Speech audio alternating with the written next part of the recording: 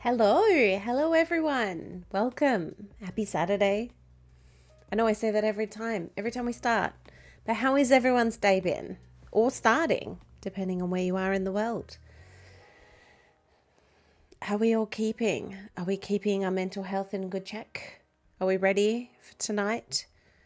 Checking in with ourselves as well as the game? I am. After last night, I'm ready to have a chill a chill let's play. So I'm keen.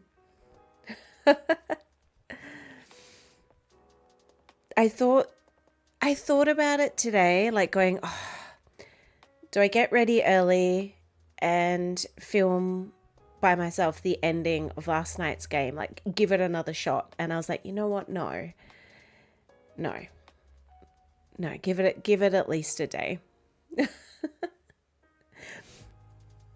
So yeah, we'll see. We'll see how we go. But how is everybody? How have you been?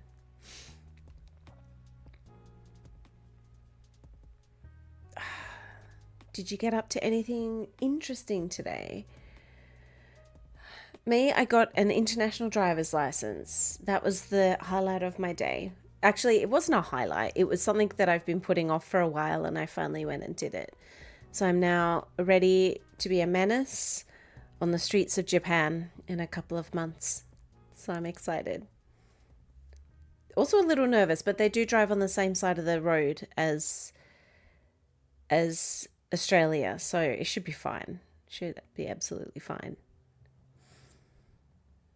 But the photos, why do the photos for like passports and that always just look horrendous? Absolutely horrendous. Because I went and got mine done, and that day I was like, you know what, I look okay. I didn't have a full face of makeup or anything on. I looked fine. And then I got these photos and I was just like, oh, so this is what we're working with today, is it? It's horrible. Ugh. I guess it is what it is.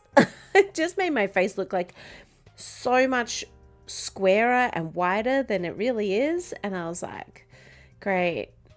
Now if I get pulled over, I'll look like some sort of like, I don't know, Minecraft or Roblox character. But is what it is.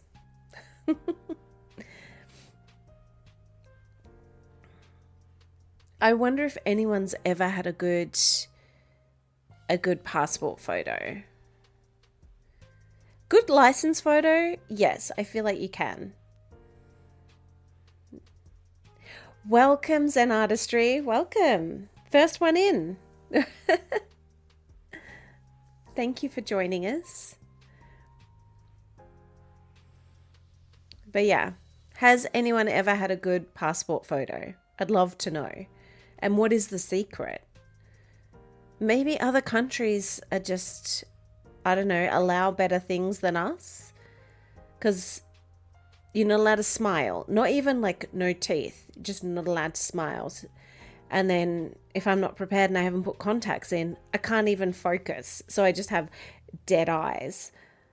I look like I'm about to murder someone. So, and maybe I am. After seeing that photo, maybe I am.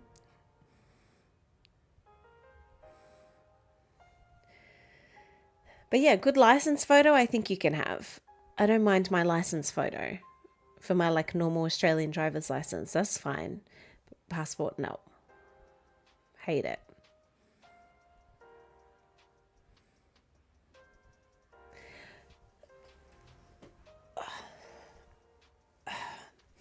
But other than that, is everyone excited for part 2 of Vampire Therapist? I think there was only a couple of people at the end of last night because last night's stream went on for a very long time. And I did say at the end of that, we'll probably only do, unless something really exciting and intriguing happens at the end of tonight's stream, we'll probably only do 2 parts of Vampire Therapist. I do think it's a really good game. but there's just so many other games I'd love to play, and like a visual novel that takes, you know, up to 20 hours, I think would be more fun by yourselves potentially. Like I love chatting it out, but I think 2 streams will probably be enough. Unless something very intriguing happens, then we may do a 3rd. But yeah, because there's just so many games in my Steam owned list and Steam wish list that I'm keen to do with the channel. So yeah. And we still need to play more Crypt Custodian, and we still need to play more Amori. So we just got so much going on. And I do not do this as my full-time job. So I also have to fit in the job that actually pays the bills. So yeah, we'll give it a couple more minutes and then we'll jump straight into the game. But yeah, feel free to add something to the chat. Would love to know who we've got tonight. Yeah. There's not a lot that, I guess, if you're new and you didn't attend last week's Let's Play of this game and you haven't seen it before, basically we play as a cowboy who's also a vampire, has a very thick Southern American accent, and he has gone to Germany. Hey Asura, welcome back. Well, Asura's Wrath today, James yesterday, but welcome back. Yeah, so we are playing as a cowboy vampire who's gone to Germany to talk to one of the oldest vampires in the world and basically become a therapist. And then we're sitting with other vampires who have problems and we have to listen to them and then identify their things and then chat to them. So yeah, it's an interesting game, very different. It is fun, and I guess all the therapy speak is real, but also this game should not be used as any sort of diagnostic tool. If you resonate with something, maybe consider seeing a therapist yourself, but not all of these things mean something is wrong or something like that. If you feel you need to see a therapist and you can afford to, or you have access to one, thoroughly recommend it. But yeah, anyway, so that's enough jibber jabber from me, I think, for now. Let's load up the game. Also, to where I normally sit in a game, I have to squeeze off into a corner because there is so much going on the screen. So let's switch there, and then switch up here.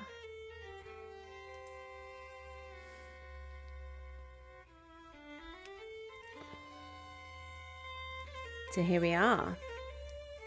Vampire Therapist. It's a very cozy style one. It's very chill. For me, I just kind of sit here and we pick things together. If you have a beverage of choice, grab a beverage of choice. I was half tempted to open a bottle of wine because there is a lot of bar imagery, and I was like, you know what? And then the red wine be like blood, but then I was like, maybe not. Oh, you're on another. I can't keep up with all your accounts, Gamora. But yes, Gamora X, that was the account that you came into last time. But welcome. So we will continue where we are at. Which 22:30? Yeah, this one.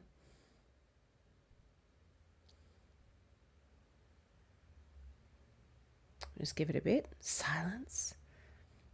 But yeah, recommend grabbing a beverage. So then I settled for greetings. Watermelon bubble tea. This is close to red as I'm going to get. Oh, hey, Andy. What is wrong, my friend? You don't seem your chipper American self. I guess I ain't too happy to be seeing tonight's client. I'm still feeling the tongue lashing she gave me last time. Ah, yes, the Senora d'Este.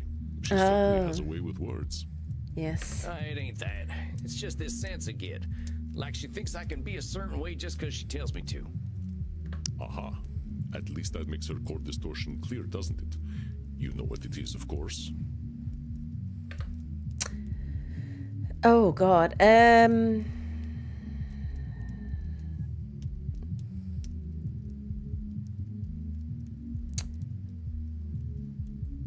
I think she has control fallacies, if I remember rightly. That lady's got control fallacies out the wazoo, and they've given her centuries of stress. I do not know this term, wazoo, but you are correct. Oh, and everyone's handsome in this game. Or gorgeous. Yeah.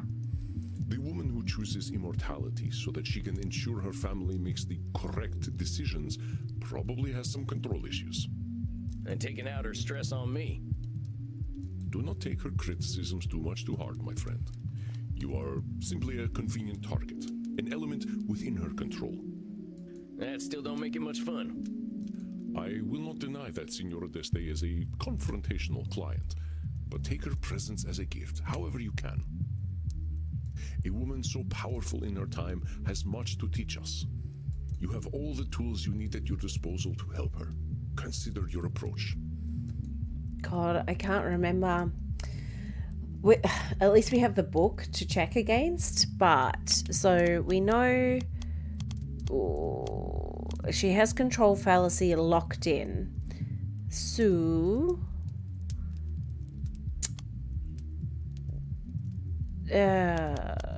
emotional reasoning, overgeneralization, I think, because she does feel that. Disqualifying the positive. Does she do personalization? I can't remember. Maybe we can pick that one because it's a new one. And we'll go with these. All right, I think I'm ready. I think I'm ready. I will leave you to meditate then. Be well, Samuel, and let this 3,000-year-old tell you, you are a fantastic therapist. Thanks. Oh, gosh. You're gonna make me Gosh. blush. Get on out of here, boss. I can handle this. I know you can.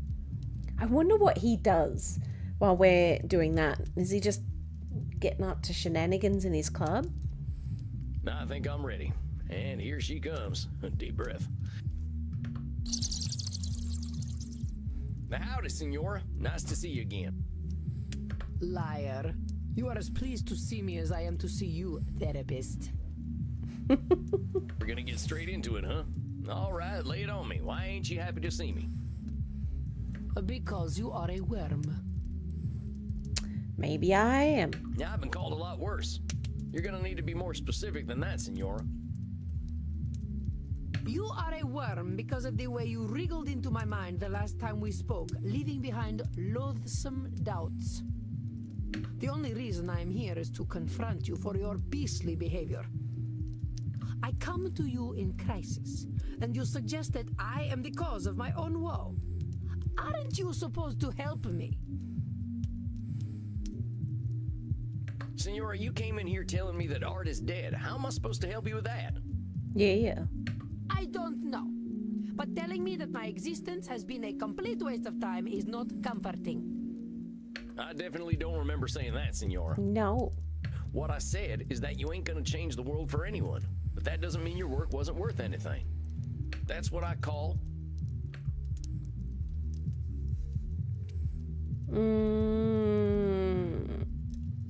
Nosferatu thinking.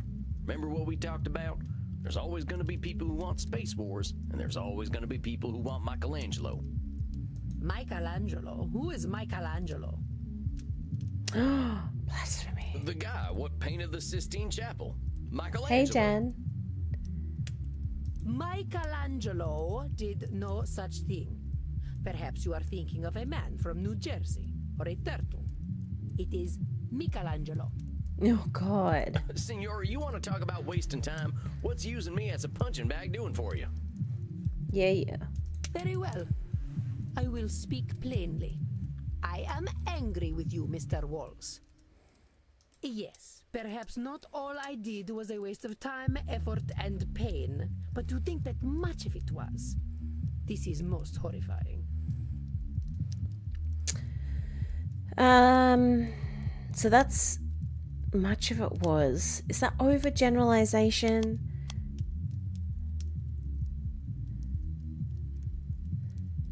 Oh. It's not a control fallacy. I think it's an Oh, okay. Listen carefully, Sam. It's not only truth that harms the Senora, but also the way she perceives truth. Right. Yes, perhaps not all I did was a waste of time, effort, and pain, but to think that much of it was. This is most horrifying. Okay.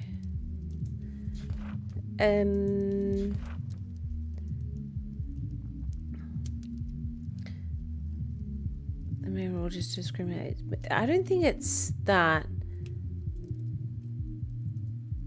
Maybe it's disqualifying the positive. Maybe I'm wrong. It's not only truth that harms the Oh my god. All I did was a waste of time, effort, and pain, but to think that much of it was. Listen carefully. Great. Yes, perhaps. Maybe it'd help if we looked at that wording you used. A waste of time, effort, and pain. Even if you didn't achieve your goals in them efforts, you can't just say they were a waste of time. Now, if you were sitting in bed for 400 years watching bad TV, then I might agree with you. Yeah. A disgusting notion. I am already dead. I do not need my mind to actively decompose by watching Batflix's latest trash. So maybe let's reserve waste of time for trash, huh? Yeah. I can see why it'd be upsetting to see something you put a lot of effort into not work out. It is more than upsetting. It is devastating. I did not just fail to bring the understanding of true beauty into the world, I failed to bring it to my own familia. I watched them die, Mr. Walls. It was not the physical death that caused me the greatest pain, but the spiritual death. They have no care for the Gonzaga name nor the Deste name. Despite my sacrifice and all my efforts, they pissed away my legacy. Oh, Gonzaga makes me think of Gorgonzola, which makes me think of pizza. Oh boy, that sounds like there's a lot to unpack here. It is a dark and painful story, Mr. Walls. A story where my greatest joy turns to ash, and I was powerless to stop it. When last we met, did I tell you about my son? No, I don't think so. Federico. Ah, my dear Federico, my little clown, my delicate artist, my beautiful boy. I suffered for him, Mr. Walls. I put up with my husband, Frankie, and all his brutishness, all his licentiousness. All for Federico. I raised him to be intelligent and clever, to understand the gentle arts and philosophy. I raised him to be a Deste. But for all my efforts, I could not cool his Gonzaga blood, and it persisted for a century, to the ruin of our house. Well, that's a control fallacy, right? I hate to break it to you, senor, but every kid's got two parents, whether they know them or not. And kids have got minds of their own. I refuse to believe that we are trapped by our blood. What was my destiny as a girl? Men of my time said it was to be servile and docile, a political pawn. What saved me from that fate? Knowledge, study, an appreciation of art, music, history, and literature. And probably money, let's be real. In the same way, I should have been able to save my son. But my failure did not end with my darling Federico. I was only 153 when the once great Gonzaga house surrendered all its honor to the hated Spanish. But paella, though. I stood by, useless as a statue, as the Gonzaga name burned in the war of the Mantuan succession.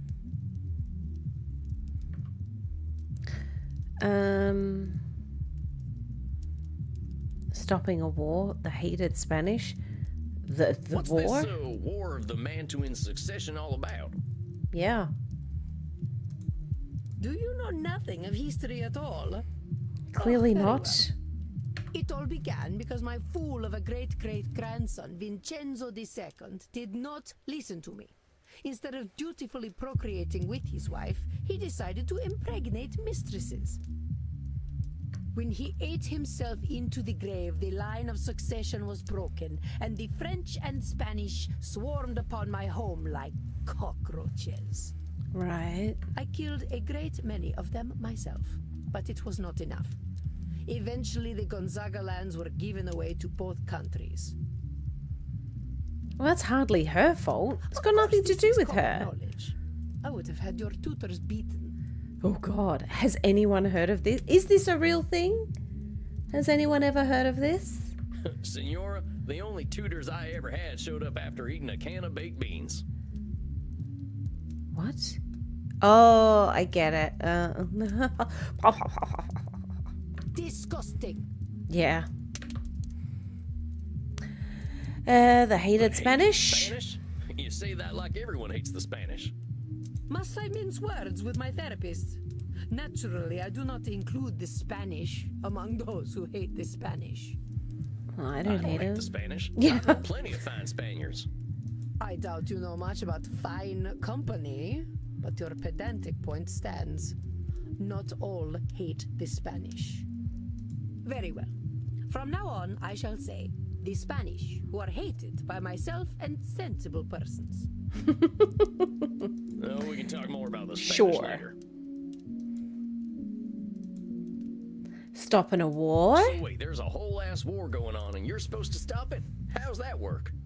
I gave up my humanity to guide my familia through the ages. If I could not do that, what was the point of becoming undead? Oh. Well, is that Nosferatu thinking? Wait a sec, Senora. You're saying that if Yes. you couldn't guide your family, becoming a vampire was entirely worthless. Is that true? Mr. Walls, what is our purpose other than to leave a legacy? Do you suggest we float through existence like spineless jellyfish? Oh, I would love to. Imagine being a jellyfish. Would that be good? I don't know. It seems like they got it okay, other than being eaten by turtles. You're a clever, intelligent woman, Senora. The opportunities you got ain't nothing like mine. You're taking it to extremes. I'm saying you're putting all your eggs in one basket, but you got loads of baskets and loads of eggs you're ignoring. I do not desire those eggs or those baskets. You know that for sure? No, of course not. I understand what you are trying to do, Mr. Walls. What am I trying to do, Senora? You are trying to tell me that I've been living a lie for more than 400 years. I ain't doing anything like that, Senora. Do not fret, peasant. We are in Peasant. agreement. I have been living a lie. We all have. As I told you last time, I know my own foolishness. But time has not made my mortal concerns fade. In my mind, I know that virtue, love, chastity, wisdom, honor, these kinds of words were created by men to make us supplicant. But, fool that I am, I still love the idea of virtue. I have loved it ever since I was a child. I used to Right. love all the tales of Roman mythology. I saw myself in all the goddesses. I saw my strength and chastity in Diana. In Minerva, my wisdom. In Venus, I saw my timeless beauty and romantic nature. Romantic nature. Romantic nature? What a wretched parrot I hear. Do not look at me so. Yes, I was a romantic. Until reality came crashing down upon me. Look at this painting I had commissioned. What am I looking at? I don't know much about art. Oh, look. He loves that horse. He loves that horse so much. Pegasus, I guess. It's got wings. The figures standing upon the arch are Venus and Mars. Mars is portrayed by my idiot husband, Frankie. Beside him, I stand as Venus. Oh, I'm not sure where I'm supposed to be looking. You may appreciate my beauty, peasant, but Peasant? do not let your eyes linger upon my once supple body overlong. This is art, not pornography. But look closer and you will see that even this art is a lie. This is to be enjoyed in pure romantic love with a handsome warrior. I believed so hard, Mr. Walls, that I thought I could make it true. But this handsome man is not Frankie. This is Frankie. He is not Mars, but Vulcan. Right. Well, he's got some abs. I'll give him that. Yes, I did not shy from truth. I'm See just how gonna put that love's aim there. goes amiss and strikes his Just for gangrenous YouTube. penis rather than his heart. See the grapes behind him, for the drunkard is never far from his true love. Those are some decent grapes, though. See how he flails helplessly, as if begging a true warrior to put a sword in his belly. I'm sensing we've got some work to do around your Hey, husband. Dracos. Whatever gave you that impression? The man was created solely to crush my view of the world and my place in it. Naturally, I might have some issues around him.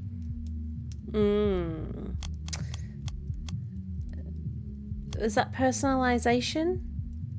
Man was created solely to crush my view of the world and my place in it. I think that's... Senora, whatever problems your husband had, they were problems he had before he even heard of you.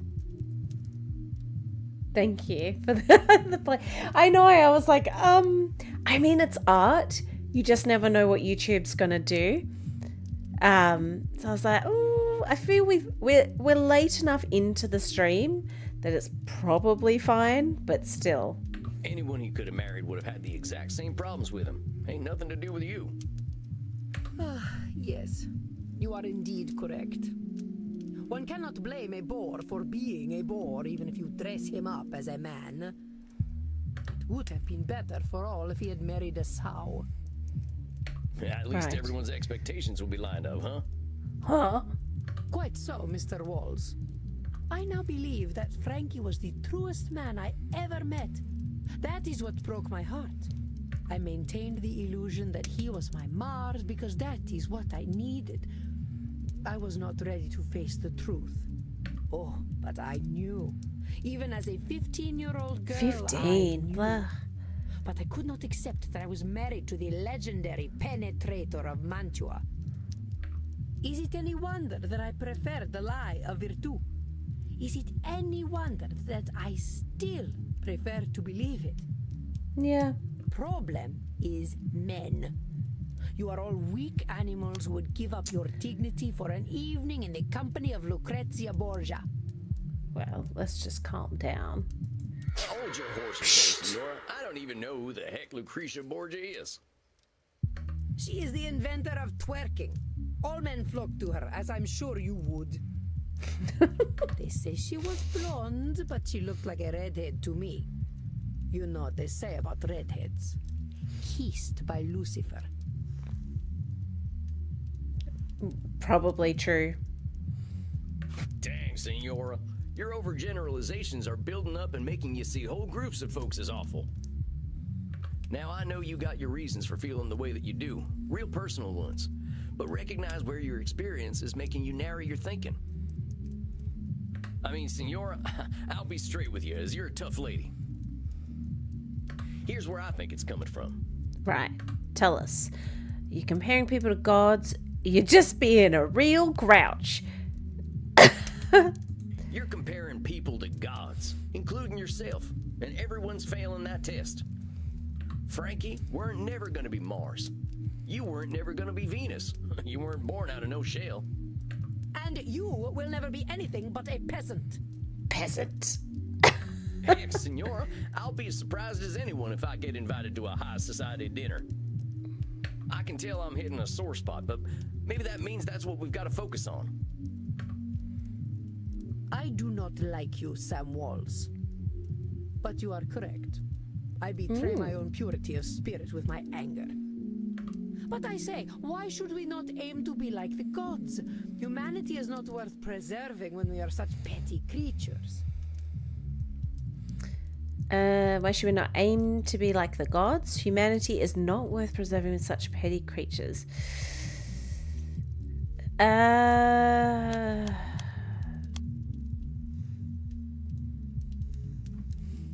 Is that Nosferatu thinking? I feel like it is. Humanity ain't worth preserving if we ain't like the gods. Come on, Senora, even the gods weren't perfect. You're ignoring the good about being human and giving the gods a mighty big pass on their flaws too. I suppose Jupiter was a bit of a fixer-upper. You should hear what he did as a swan. Right. No, I think I'd rather not. Senora, humanity is all we got. Even if we're immortal, every word we're speaking is a result of our humanity. Yeah, we make a lot of mistakes, and some of us sound like peasants. But all that messiness is worth something. It makes us who we are. Senora, I don't think you're a goddess. I think you're way more interesting and impressive, because you're real. Well, you have great wisdom for a peasant, Sam. And your kerchief is a fetching shade of red that matches your eyes. Well, thanks, Senora. Let's focus on you, though. What happens if you're not that perfect goddess? I suppose I have always felt that if I could not live to my ideals, I would be left with nothing. I would be discarded like Frankie's mistresses and die of some sex disease. Okay. I have my new chair and I love it. I'm really happy with it. It's so much more comfortable. I suppose I've always felt that if I could not live to my ideals, I would be left with nothing.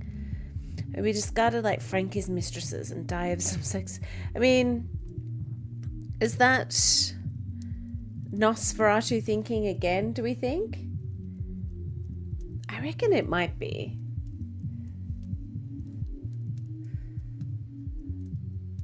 Senora, Yeah. I don't think there's any universe where you're discarded. A woman of your strength and intelligence ain't ever gonna be forgotten. Maybe things didn't turn out the way you hoped, but you made do with what you had pretty damn well. No matter what, you're holding a pretty nice set of cards. Just because you don't have a straight flush doesn't mean your life was worth nothing. Please, Mr. Walls, do not say toilet words in front of a lady. But I understand your meaning. You are correct, I think. It is hard to imagine my falling so far. Oh, Mr. Walls, I know you speak the truth.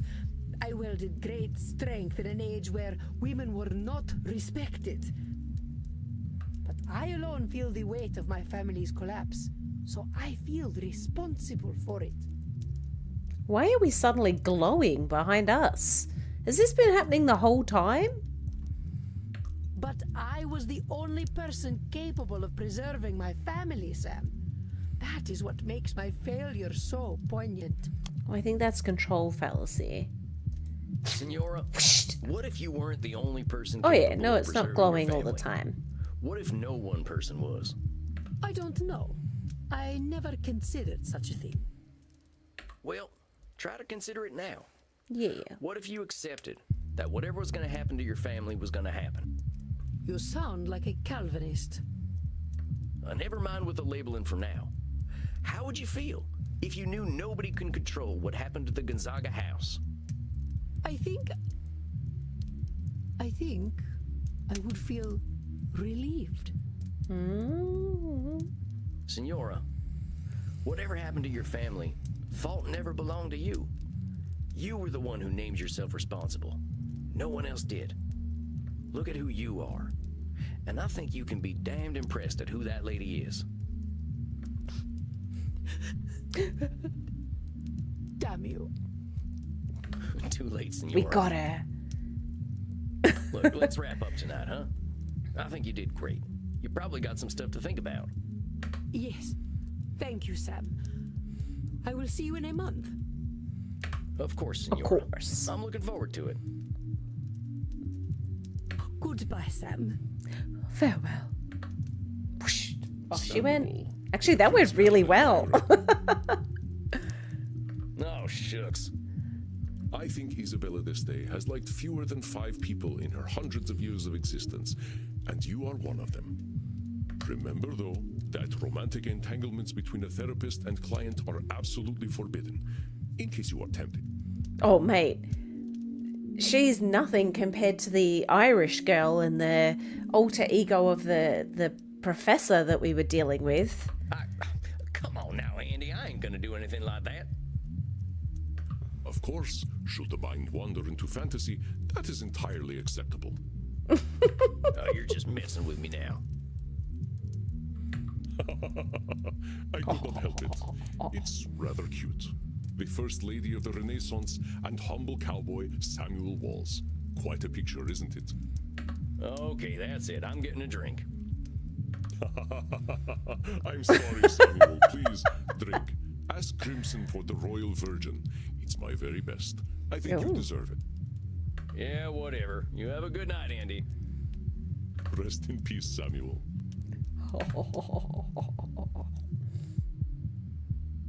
Have to get a strike sometime. Thanks, Dracos. And I thought I had family problems. I have been, like, some videos have flagged for copyright, but generally the owner has allowed them for YouTube so far, so I haven't done anything about them. So it's not the first strike. I need me a Crimson special after that one. A Crimson special. Howdy, Crimson. Think you could fashion me up one of them blood cocktails? I reckon so. Got a lot on your mind tonight, cowboy. Yeah, Yeehaw. just thinking about family stuff. I got this client who's got some real tough family issues to go through, and it got me thinking about my own. Or my lack of family, at least. You got any family left? I've got a great-great-great-great-great-great-great-great-granddaughter kicking around, apparently, but she's got no connection to this old cowpoke. Not sure what she'd say if a man dressed like a cowboy introduced himself as her vampire relative from the 1800s. I see your point. Sounds like you don't have many family problems then. I reckon so. Family means a lot to my client, though. I hope my perspective's still useful. How do you think she's handling her therapy so far? Pretty well. Imagine if I said poorly. I think she's doing great. I think she's doing pretty well, honestly. She spent a long time judging herself by her family's achievements, but I think she's starting to recognize the fruitlessness in that. Seems like you don't need her family to be able to give her some hope. I suppose not. Rich family problems were never going to be my specialty anyway. You got family back home, Crimson? Yeah, Crimson. I've got some family. We don't talk too much. I went a little wild after I got my diagnosis. They're not too fond of my lifestyle choices, but hey, at least I'm alive. And I get to hear them gossiping about how I don't age. Well, you chose a good age to stop getting older. I often wish I weren't such a dusty old corpse, but death comes when it comes. Sometimes he's still waiting for me to give him an opening. Death always is. Pardon me for asking, but is there a reason you're choosing not to be a vampire? There is, but I'm not talking about it tonight. A little mystery makes life a bit spicier, don't you think, cowboy? Yeehaw. Oh, I wasn't trying to pry or nothing. Bullshit. I know you're curious. Consolation prize. But what is it? What is it? Black Widow. Black stuff's just food coloring. Figured you were in the mood for a scary lady tonight. Thank you kindly, ma'am. Think I'll take this to my coffin for a quiet night. You do that, honey. And don't spill in Andy's coffin. He'll act like he's not mad, but you know he's mad. Why should I be upset? What has happened has happened. Not bad, cowboy. Get the hell out of here. Okay, I'm going. See you later, Crimson. There we are. Gotta get me one of these fancy coffins for back home. Now, let's see. What am I in the mood for? I think I'm either gonna find a passage from Little Women that suits me, or I'm gonna watch Shemp get smacked in the head with a hot iron. Who's Shemp? Who's Shemp? Or I'm going to bed. Going to bed. I mean, I don't know who Shemp is. Is that from like the Three Stooges? I mean, I don't think this has a huge bearing. Read from Little Women. It's an odd choice. But I guess. Or go to sleep. I don't know who Shemp is.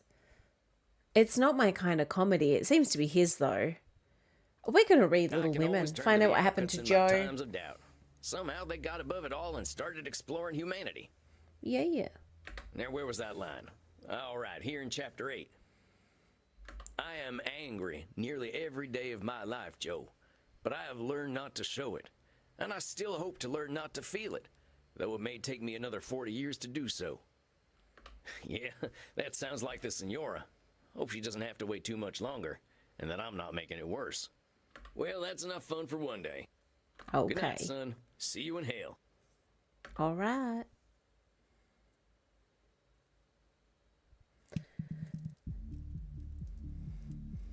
Samuel, greetings. I believe you are seeing our actor friend tonight, are you not? Just the actor one. Was he British? Yeah, I guess so. I still ain't sure I'm the right therapist for that fella. Oh, is he the one that, like, gaslights us? There may not be a right therapist for him, but let us think positively. He has put himself in your care, and that is a tremendous step. Yeah, I guess so. I'm thinking it's gonna be an uphill battle, though. At least his core distortion is clear, don't you think? You know what it is, I am sure. Was it personalization? Was it disqualifying the positive? Oh God, it's been so long. Let's read. Yeah, him. I think he was highly influential. He's credited with more personal interpretations of character as opposed to pantomime performances. He lived a tumultuous life on stage, dealing with alcoholism, sex scandals, scandalous, and entitled behavior. He wishes to return to the stage, but expresses great anger at critics who might review him poorly. He demands respect as the greatest actor the world has ever seen. He's afraid to get back into acting because he's afraid of getting anything but universal praise. Ooh, self-centered, believes he determines what acting must be, diminishes the thoughts and opinions of others. Champion gaslighter, yeah, he's the gaslighter. Sees the world through theatre. Right. So maybe personalization? It's personalization, right? Of course, a distortion common to many with narcissistic tendencies. Yep, it's the Edmund Keane show, all day, every day. All day, every day. I recognize your disdain, but pause a moment. It must be difficult for Edmund to make everything all about him all the time, don't you think? He doesn't have to make everything about him, though. He doesn't know that. Keep digging, Samuel. You will find his truth. Choose your distortions well. Okay. So what should we pick for this one? So personalization is locked in.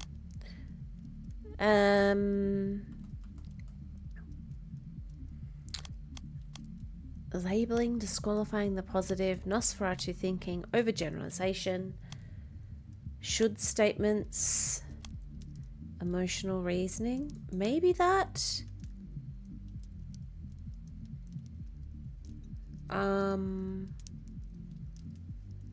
Do we have any idea? Like, feel free to add what you guys think in the chat, ones we could pick. Although it has been a week since we last played him. So maybe I mean, he's very positive about himself, isn't he? Like, there's definitely control fallacy, I think. Labeling? Should statements? Maybe overgeneralization?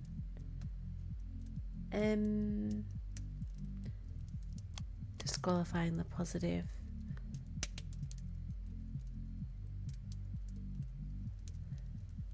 This is very relaxing, like the crackle of the fire, the like distant boom boom of the club music. Could easily fall asleep to this. Disqualifying the positive, labeling should statements, Nosferatu thinking.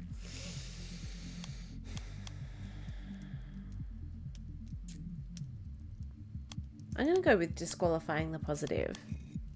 I think I'm all holstered up now. All right. I'm just going to change the settings. Text. Auto delay. Skip line. Reveal text. Oh no, it doesn't make a difference. I was wondering if I could like do it so I didn't have to click this, but no, still need to click that. Very good, son. I wish you patience and compassion. Good luck. Thanks. See you later, Andy. See you later. All right, now what did Andy teach me? Breathe. Breathe. I think I'm ready. Right on time. I think I hear him coming. Did we treat him like a horse quite a few times? Did we, like, horsify him? Hey, Edmund, Saddle him up? How you been feeling these past few weeks? Empty, my dear boy. Empty. I am but a vessel made for a single purpose. But alas, and alack, that purpose is in supply most rare. You mean acting, right? Aye, that's the rub. Acting, my dear boy. Acting. My thespian blood goes rancid with stagnation, and the only cure seems to me irreprehensible now. I do not wish to face these mortal directors, for they dare to tell me my art. Ain't that what directors are supposed to do? Oh, my dear boy. Some are born great, some achieve greatness, and others have greatness thrust upon them. No director can thrust greatness upon the already great. In mine own case, mine greatness hath already been achieved.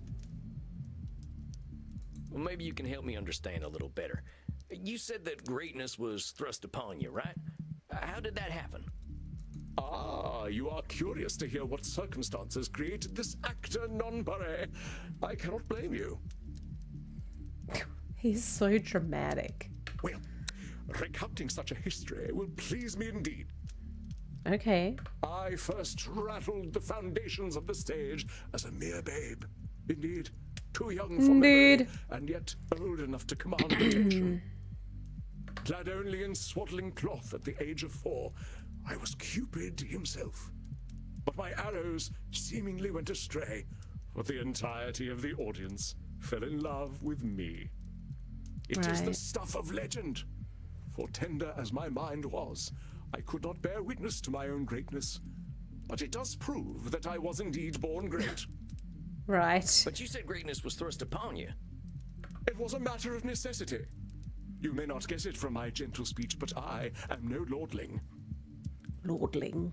Selfishly, and surely to spite me, my father shuffled off his mortal coil when I was but a babe in arms, ere I ever graced the stage.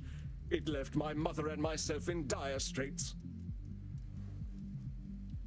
Oh gosh, this one. Okay.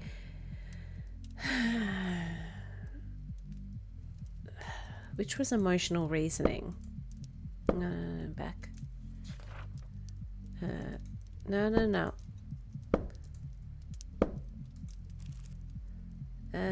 My ramblings. Cognitive distortions.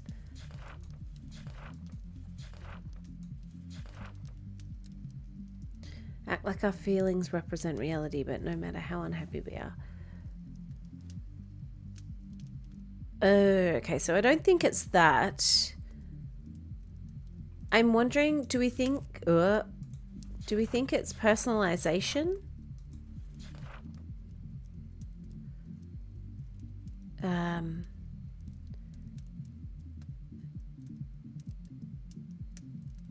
Do we think it's that? Or control fallacy?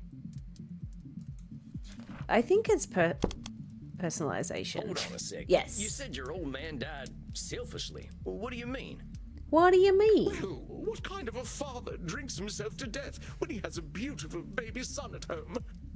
Right. I at least waited until my son was older before I did the same. Great. Eddie, come on. Listen to yourself. I'm sure you didn't die to spite your son, just as your pa didn't die to spite you. I ain't gonna deny his choices hurt you, but they weren't all about you. Forgive me then. 'Tis ever the fate of an actor to feel every emotion more keenly. The situation my mother and I were left in was most precarious. We were the lowest of the low, you see. We lived in the rookeries and begged for our bread. But he that hath wit must make content with his fortune's fit. And oh, did we beg. She was my Queen Gertrude, and I her filthy little Hamlet. Did I mention I played Hamlet at age 14? No, you didn't, but you have now. No, I hadn't heard that. Well, anyway, my mother was a competent actress, but it was my wit alone that saved us from destitution.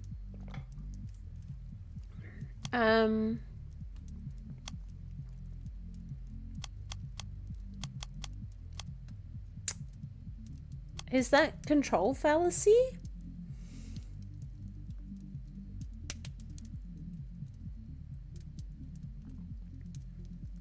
Do we think? Do we think that's control fallacy? Or do we think that's personalization again?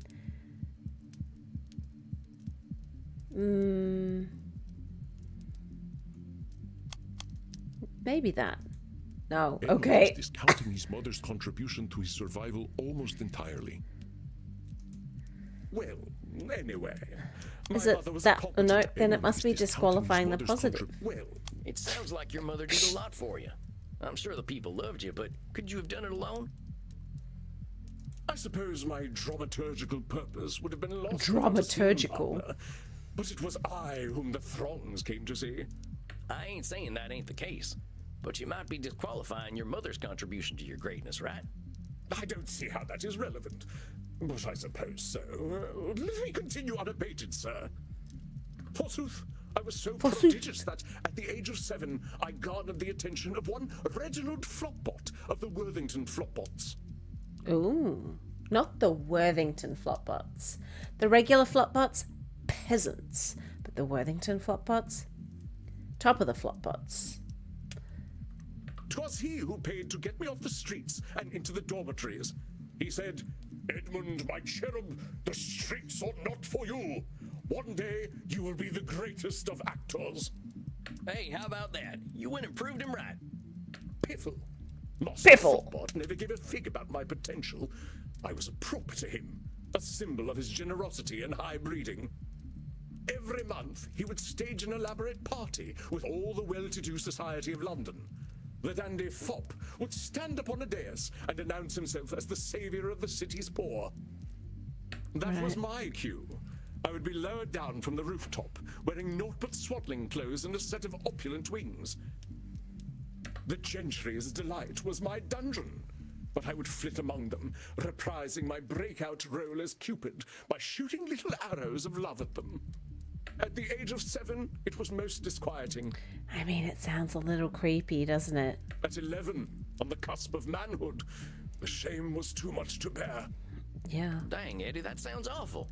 That flopbot fella had no right to do that to you. No, indeed.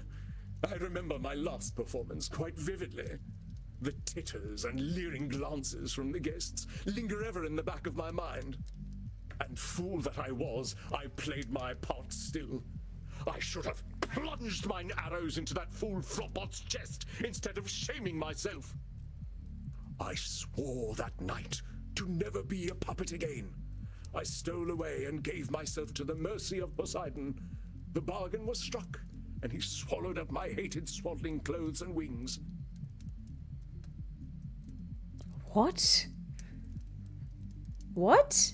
I stole away and gave myself to the... So he threw himself into the sea. Or the Thames, I guess. In desperation, I signed on with a mercantile Oh, shipping agency. he went on a I boat. thought perhaps that my body would bend more than my soul. Oh. But oh, did I toil! Life upon the sea is most cruel. Biting winds did carve my visage. Low words hardened my heart, and heavy weights left me bent. By the time I had fulfilled my bargain with the Lord of the Sea, I had become an older man, my efforts etched into every crease on my face. Dang, sounds intense. How long were you at this job? An age, a life, 6 months, each one a hungry leech torn from my bleeding body. I am convinced this gauntlet was prepared for me alone. For ne'er in history has one so blessed by grace been subjected to such toil. I'm sorry, what? Okay, so I'm convinced that this gauntlet was prepared for me alone. Is that personalization? I think so. Eddie, Yeah. I gotta stop you there. It's gonna be a lot easier to accept your truth when you realize you ain't alone in your suffering. Hell, there ain't nothing more human than suffering. And historically, kids ain't had it so good. But none suffered as I suffered. A boy such as I was not meant for such misery. Misery. Compadre, I had my first kill and no home at 12 years old. My brother had a stutter his whole life on account of the regular beatings my stepdaddy gave him. Maybe your suffering felt like the only suffering in the world, but it wasn't. And it'll hurt less when you realize you weren't alone. But keep telling me your story. I already know there ain't nobody like you in the world, so don't worry on that account. Now then, at last, we close the circle, as nature ever demands. I return to London, and into the graces of my dear Uncle Moses and his comely mistress, Charlotte. Not his comely mistress. 'Twas she who filled my dramaturgical quiver with dire arrows, fletched by the bard himself. And when my deft fingers plucked the bow of humanity, at last I was free. Huh? What? I cannot speak more plainly. The good woman taught me the works of Shakespeare, and armed with this knowledge, I conquered the stage and saved myself from toil. Oh, well, right. Yeah, okay, So sure. you see, the die was cast from the moment I was born. The stage was made for me, and it was my skill upon it that saved me from the streets and saved me once again from a life at sea. Stage was made for me. Me. Save me. Eddie, my man, Personalization I got some good for news sure. and bad news for you. The truth of the matter is, fate doesn't give a stable full of horse shit about you. Ain't none of us are that special. The world ain't waiting for us to show up. It's just gonna keep turning. Perhaps you are right, my dear boy. You are correct. My success was not because of the fates, but in spite of them. The fates said, Edmund, you are a child of the slums. But I shamed the immortal hags in my own manner. The stage roused my spirit. Thus I knew my destiny lay upon it. Okay. Oh, do we need a... Stage roused my spirit, thus I knew my destiny lay upon it.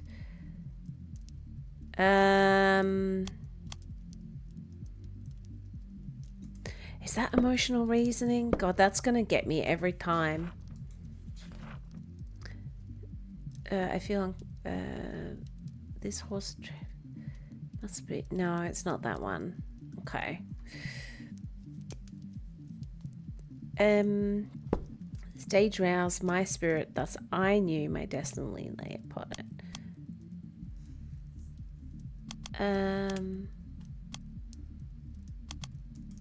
No. Edmund is Okay. conflating his emotions with divinations. Okay. But I would question his divinity. The stage... You got it, Emotional amigo. reasoning. The You one wanted I the thought, stage to be no, your ticket out definitely of the not. bad days. Whoops. Maybe that's why you were so successful. Your intrinsic motivation made you keep pushing to be better. 'Tis so. So. The threat of the rookeries loomed ever upon my overladen spirit. Acting presented itself as a way to keep myself out of them. It is natural that I should weigh its importance so heavily. I can see why acting means so much to you, Eddie. I probably feel damn near the same about the things that got me out of my bad days. Thank you. Then you understand how my alienation from the theater does pain me so. And yet, the cure is as deadly as the illness. These damnable critics! Not a single lifetime among them, and they deign to challenge my interpretation of the written word. They simply cannot relate to my singular experience. I will bare my soul upon that stage, and they will all sneer and malign it on their internet profiles. Right. They cannot relate to my singular experience. I will bare my soul on that stage, and they will all sneer and malign it on their internet profiles. Is that control fallacy? It kind of feels like it, because feels he has no control. Oh, it's not an or is it? They will all sneer. Maybe that is an overgeneralization. You're so certain that them critics are all the same. But I think that ain't being honest with yourself. Not all critics are bad. It takes work to be good at something, so of course the decent critics are gonna be rarer. What you say rings true, indeed. Although past critics were flabbergasted at my portrayal of King Lear, not all were. And modern perspectives have affirmed that my interpretation was nothing short of brilliant. Yeah, you get it. I took a look at your Wikipedia entry last night, Eddie. Maybe you've had a few bad critics here and there, but history says you're a legend, and your work speaks for itself. Hell, you were around before film was ever a thing, and people still remember you. Ah, your words warm me, as an heir-sat son for the one we have forsaken. With thy help shall I gird my soul mayhap, and grace the stage once more. Does anyone still say mayhap? What's the biggest thing stopping you from getting back up on that stage right now? That it all simply might not be worth it. Why should I bear my damned soul when the audience hath not the sight to see it? Maybe I can ask you a question then. What if there were no audience? No audience? Do you know what a stage is, sir? It is a platform where life in brief may be portrayed. It is a platform because it is separate from the audience. Without such, the stage ceases to be a stage. As in, if a tree falls in the woods and no one's around to hear it, does it make a sound? Simply but elegantly put, my dear boy. Without the audience, the stage loses all meaning, like a monarch without a kingdom. Okay. Without the audience, the stage loses all meaning, like a monarch without a kingdom.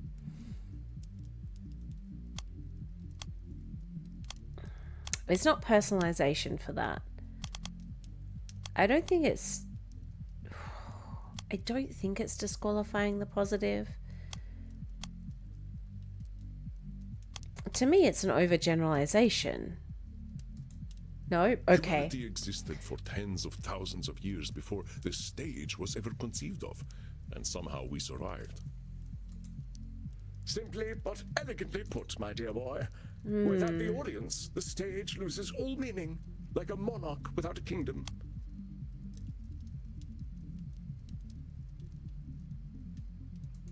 Just a minute there, partner. Okay. You're saying Then that it the is stage is disqualifying the nothing without the positive. audience. But I gotta ask you, where does the acting come from? Ah, but from simple tongues, the purest of queries, narrow in breadth, but as deep as the sea. Right. The source of acting is everything, my boy.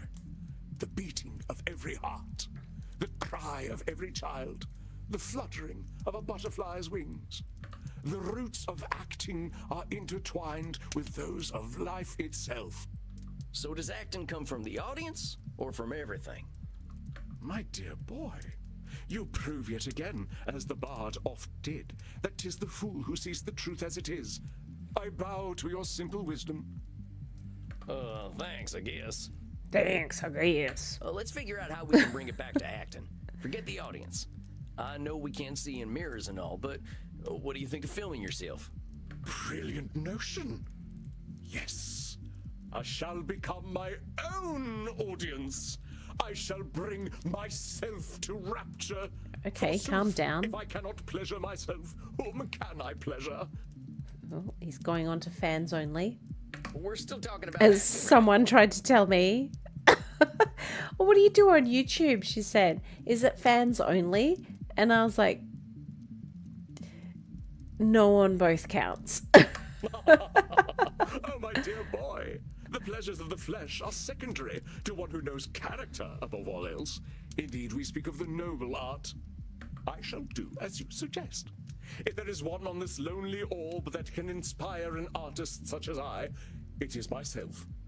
I ain't sure I'd put it exactly that way, but I think you're touching on the thing we've been talking about. The motivation's got to come from you, amigo. We are of one mind, dear boy. Perhaps I left my muse in the mortal realm, but I shall find him once more. Not only for myself, but also for my public. Yea, the masses flock to my Wikipedia page as moths to a flame, each a silent plea for the return of the one true artisan of the stage. Right. The masses flock to my Wikipedia page as moths to a flame, each a silent plea. That's emotional reasoning. No, okay. Edmund sees his individual qualities as spurring others into action. Does he assume too much about himself? Oh, okay. Yea, the masses... No, Edmund sees his...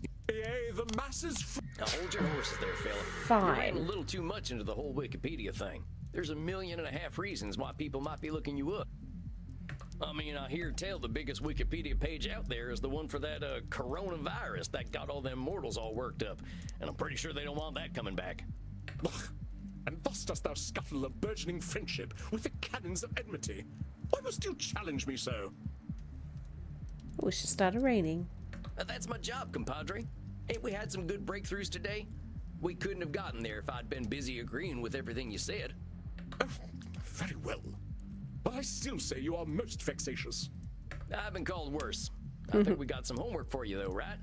You're gonna film Yes. yourself and do some acting for its own sake. Okay. We'll check back in a few weeks. But Eddie, I think you're doing great. We made a lot of progress today. Naturally. The Naturally. human condition is my oeuvre. Nevertheless, you have been a competent guide. You have reminded me of what is most important in unlife. Me. Sure. I should like to give you a gift. Ooh. Oh, come on. You don't need to do nothing like that. Nonsense. It is meaningless to me, but it is beyond price for you. Oh, thanks, Eddie. Cherish it always. I If you shall. help me to find my muse, then it is a gift even more precious. And I will find it ere we next meet. Of that, I promise you. Great. Well, let's not put the pressure on, amigo. Just enjoy some acting. That's all I'm asking for. I'll see you in a few weeks then, okay? Okay. Verily, so it shall be. Godspeed then, boy. Thou shalt witness me new and on. Farewell. Out of that sentence, how many of those words do we regularly use? Like, I've never heard anyone actually say verily. Godspeed, I've heard. Anon. Never heard that. Like, I've heard the words, but just not in general conversation. A job well done, Samuel. I was particularly impressed at the way you challenged Edmund on what acting means to him. Yeah, he's a weird fella, but I think he's gonna do okay. He'll be okay. It can be hard for our kind to retain our intrinsic motivation. Something must keep him going. I do hope that, but you, Samuel, must rest. The work you have done in these past 2 months deserves to be celebrated, so do not linger here in this dusty room. Perhaps you can even be encouraged to dance. Oh. I think I'm gonna need a lot more therapy myself to get to that point. Oh. Very well, Samuel. Then let us at least make sure you get well nourished. Find a friendly neck downstairs, my friend. You deserve it. And rest in peace. Another chapter down. Well, they say don't let your babies grow up to be cowboys, but maybe don't let them be actors either. Well, time to dish with Crimson a little. I gotta talk to some more folks, though. Andy's mainly my teacher, so I'm starting to feel like Crimson's my only friend. My only friend. Hey, only friend. Excuse me? What? Oh, yeah, Crimson. Hey, Crimson. Are you blushing, vampire? Ooh. No, that ain't possible. It's all right. It's nice to hear from a vampire who's younger than Jesus. Now, let's hear how this week went before you go out there and find friend number 2. All right, real quick. This client of mine, he had a real bad time as a kid. Well, worse than I did, it sounds like. But Yeah. he found fame early, and now he's talking about fate and how he's destined for greatness again. Met plenty of destined for greatness folk in D.C. I lost patience for it. How do you think you handled him? Pretty well. I wonder, like, imagine if you picked poorly for each one. She'd be like, mate, come on now. I learned my lessons from the last session. He didn't threaten to jump off a cliff this time or anything. I gave him an assignment to film himself doing something he loves doing. He seemed excited about that. I bet he did. Either brave or adorable, Sam Walls. There's nothing brave about it. As for adorable, well, some have used words to that effect before. Okay, now I know you're confident enough to get out there. Giddy up. Here we go. Right to the edge of the dance floor, but not on it. Don't want anyone getting any funny ideas. Oh, come on now. It's not hard. Once more alone, I see. You scared the shit out of me. But you can't shit. You're a vampire. Know that I see much, vampire, and that I like what I see. Oh, it's her again. Well, I was hoping to find a mortal friend, or at least a willing Nick. Now, what do mortals of this time talk about? Be awkward about the weather. Be awkward about everyday annoyances. Be awkward about music. What would you guys be awkward about? Like, what? Meeting a stranger, what would you normally talk about? I guess it depends on where you meet the stranger, right? Weather's safe but boring. Everyday annoyances, it's probably what I would go to. Awkward about music. Let's be awkward about music. We're in a club. They ever play the classics in here? A little Oh Susanna or Old Folks at Home? No, they don't. All your favorite songs have been long forgotten now. Well, what songs do you like? If I told you, would you know them? Probably not. I see. Yes, you do. See a lot, don't you? Why don't you tell me what you see? A lot of I see an eyeballs. interesting mortal. Someone observant.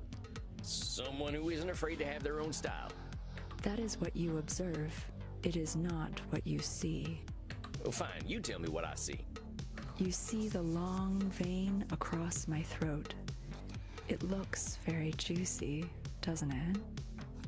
Well, now that Yes. you mention it, it does. Then consent is given. Do not hesitate, vampire. Oh, here we go. Yep.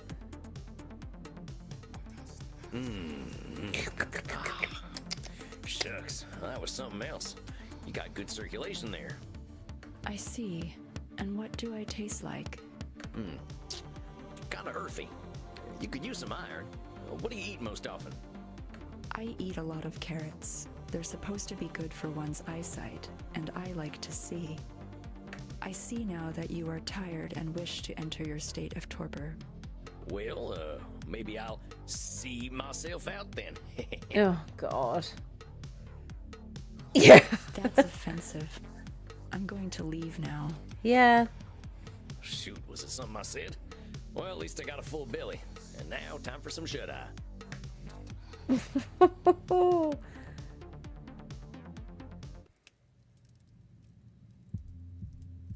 Oh, Good here we evening, are. Samuel. Back I again. believe you are seeing the Ancient One tonight, aren't you?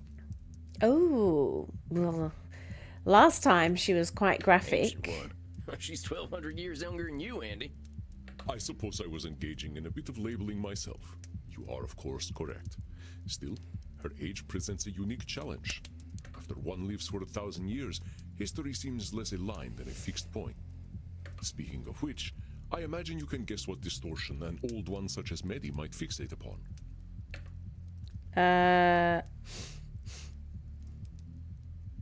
Was it overgeneralization? I think so. Let's look her up. Maddie. Just grew up, streaming celebrity. She expressed frustration, increasing demands.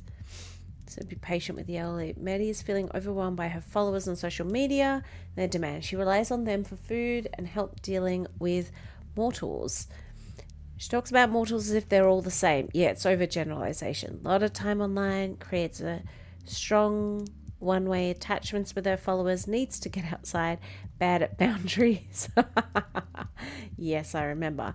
I think next time I should figure out why she got such a simple view of mortals. Yeah, I think it's It's overgeneralization. gotta be overgeneralization. She really is basing all her opinions on her experiences when she was alive. Very good, Samuel. I Very heard tales good, of her Samuel. island in my time, but they were never peaceful tales. I am not surprised she finds safety in her narrative. What other distortions do you think Mehdi might exhibit? Okay, overgeneralization.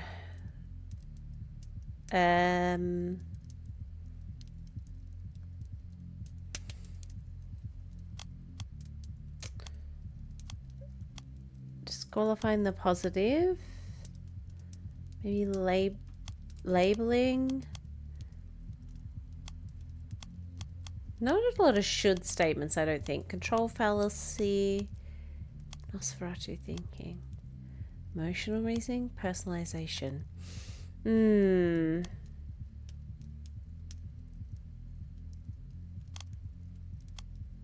Nosferatu thinking? Huh. I'm not sure. Not sure what we could pick for her as the fourth one. The fourth one's always so hard. But then I guess it doesn't have to appear, does it?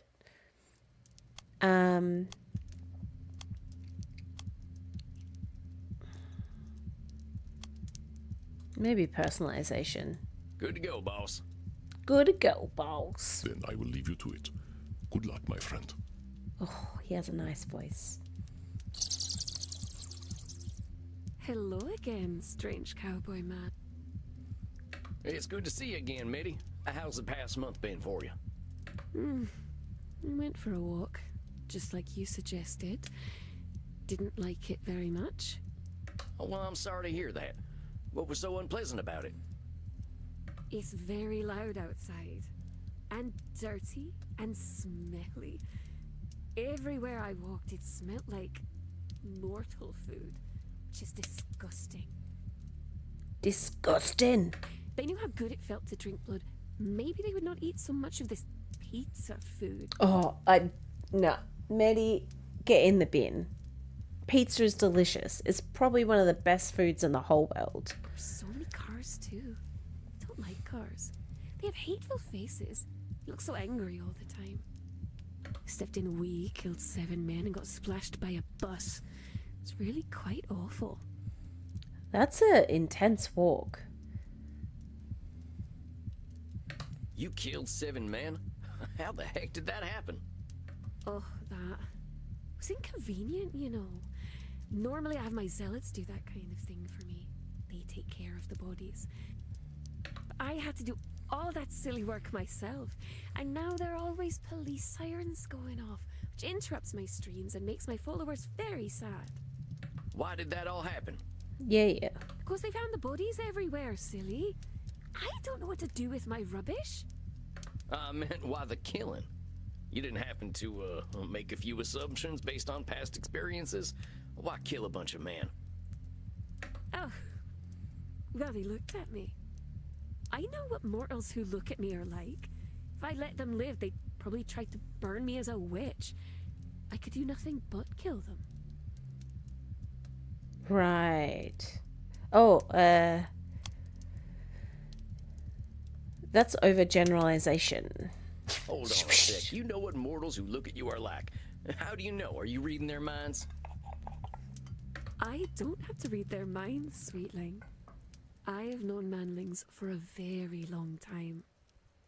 I get what you're saying. But here in this room, at least, we gotta be honest with ourselves. Do you really know what they were thinking? Silly mouseling. I do not need to know what a wolf is thinking to know what a wolf is. Does that mean every wolf you see is gonna try to eat you? We don't have wolves anymore. They're all gone now. So maybe you can see where that kind of thinking can be a problem. It was scared people who killed all them wolves, right? Now I know that thinking doesn't come from nowhere.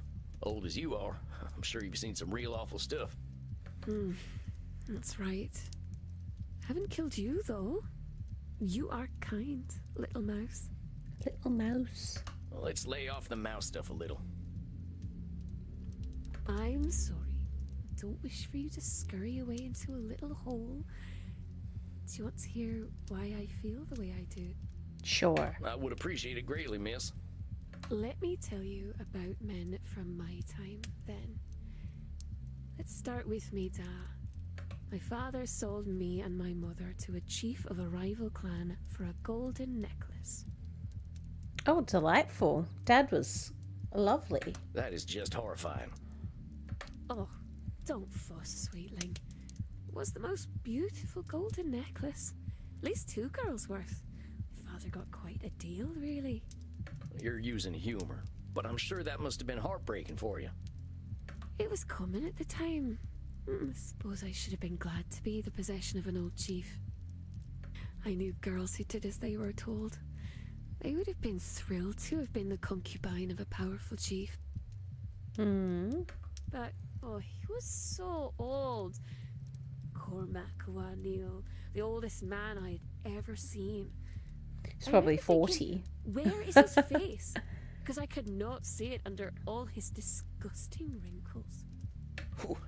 How old was the guy? 38. I was close. That was pretty old in your time, huh? Wish I'd died at 38. Could have been a better looking corpse. Well, he left an awful looking corpse. His face was all...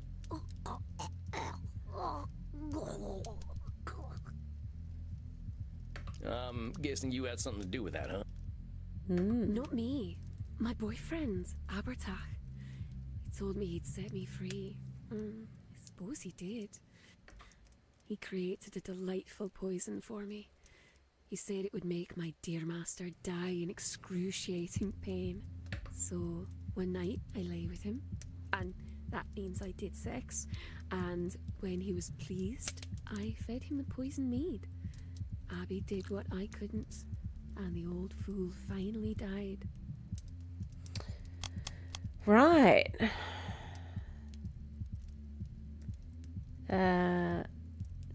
Please, I fed in the poison mead. I did what I couldn't, and the old fool finally died. That's not overgeneralization.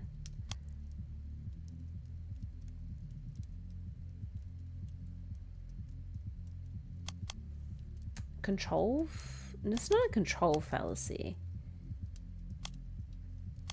I think it's disqualifying the positive. You're saying your boyfriend killed your husband, but it sounds to me like you did the real work. He mixed up some herbs, sure, but you were the one that had to sleep with the old man and get the poison in him. Yeah.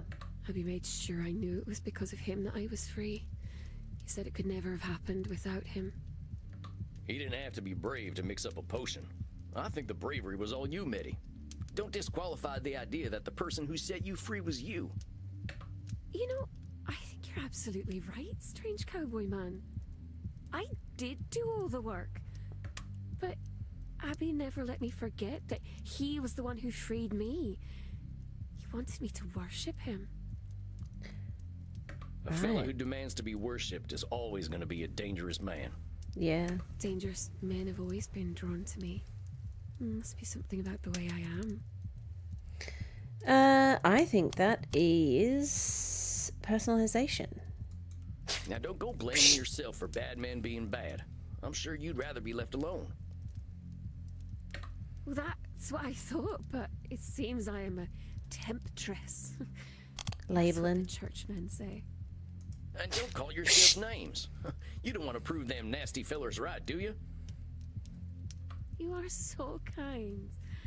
Oh, I wish to put you in my pocket and feed you breadcrumbs. Look, you deserve to be yourself.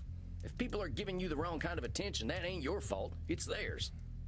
Heck, I think they should be in the chair you're sitting in right now. Probably try to sniff it. Repellent little blood bags.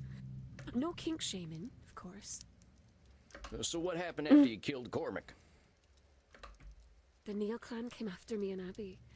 They found him, took their swords and went, stab, stab, stabby, stabby, stab, stab, stab. But Abby just laughed. That's how I found out he was undead already. Gave me the willies. The willies. When they couldn't kill Abby, they decided to kill me instead. And that made him very upset indeed, because I belonged to him. Right. That must have been terrifying. Terrifying. I suppose. Mostly hurt. Lots and lots. Getting stabbed is much fun when you're immortal. I can't speak from experience, but I imagine she's right. I ain't too fond of it as a vampire neither. Abby fed me his blood, though, and then I became like him. When I woke up, the Nail Clan who tried to kill us were all properly dead. Well, almost dead.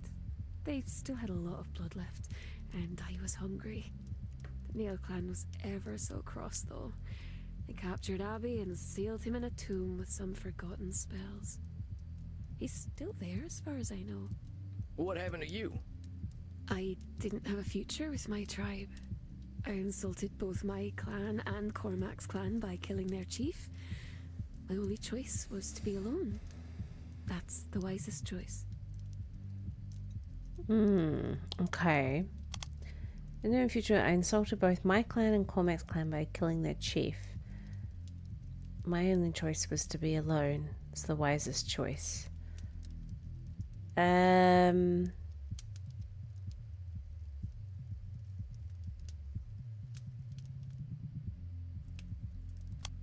Is that... Oh... Is that an overgeneralization?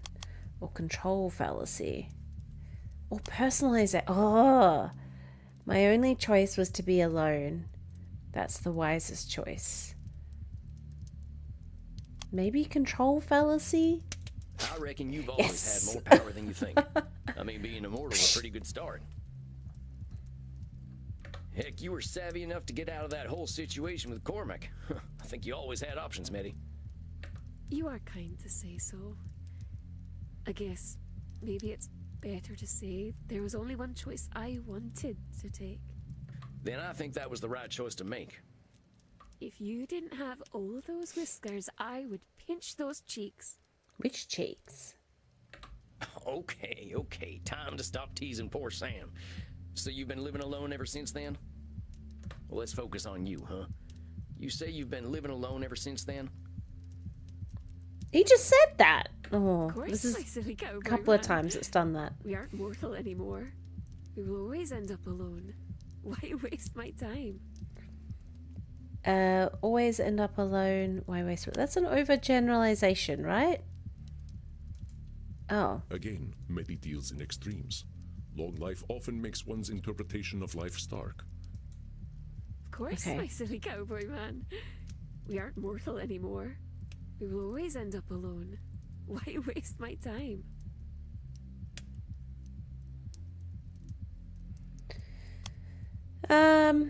Maybe disqualifying the positive?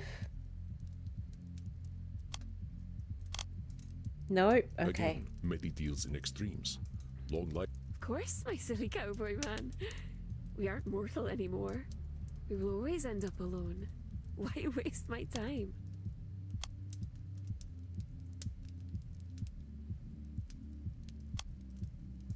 No? Okay. Again, Medi deals in. Of course. Come on, Medi. You're distorting a lot of reality there. All vampires ain't lonely. Some of us choose to be, but not all of us. See, to me, that's an overgeneralization. It's not a control fallacy. Maybe. Maybe it was like out of control. Yeah, okay. Sure, mortals have a habit of dying. I'll allow There it. will always be more of them. Not to mention all the vampires out there. Heck, I used to be in a vampire gang. Cult. Well, kind of both. They weren't good company, but they certainly weren't lonely. I mean, ain't we talking? Well, there's loads of vampires out there who think like you do, and they're fulfilling their own prophecies of loneliness. You're being a mean little mouse now, and I don't like it very much. Maybe I should have killed you after all. I'm trying to help you, Medi. The world's changed a lot in the last 1800 years.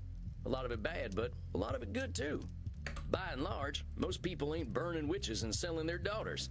That sort of thing's frowned upon by mortals these days. There are laws out there to protect folks now. It ain't like in old times. Well, in some countries it's being wound back to like in old times. May I tell you a story, little mouse? All right, tell me a story. Once upon a time, there was a very pretty young lady. Pretty, but also crazy. Like me. Is that labeling? I don't mean to interrupt your story so soon, but you didn't think I was going to let you get away with that one, did you? Don't call yourself crazy. You've been around way longer than I have. You gotta know that sanity is relative. I know I'm crazy, though. Everyone tells me so, even my zealots. They like that I'm crazy. You know, crazy ain't supposed to be a nice word. So why are you using it? Why are you creating a reality where what you are is crazy? You are an annoying little mouse sometimes. Very well. I won't call myself crazy in front of you. It's a start. May I continue my story now? Yes. The pretty young lady Mary had moved in with her cousin, Mrs. Hultridge. At first they got along quite well. But one day, Mary started acting naughty. She would shout, act unladylike, and even say that Jesus Christ wasn't very special. Mrs. Hultridge liked Jesus Christ very much and wanted Mary to like him too. When she didn't, this embarrassed Mrs. Hultridge. She began to think something was wrong with Mary. After all, who didn't like Jesus Christ? Mrs. Hultridge said that Mary had begun to vomit up pins and buttons, nails, glass, and bits of wool. Okay. Instead of being grateful for the free gifts Mary was vomiting up, Mrs. Hultridge said that she had been attacked by 8 witches in spectral form. Now, just so happened that all 8 of those witches lived very close to the town where Mrs. Hultridge lived. Despite their magical prowess, the 8 witches were captured and put into the stocks, and all the people of the town were told that the women did not like Jesus Christ at all. So the Jesus Christ-liking people threw rotten vegetables and poo at the witches. And, just for fun, they gouged out the eye of one of them. Oh, delightful.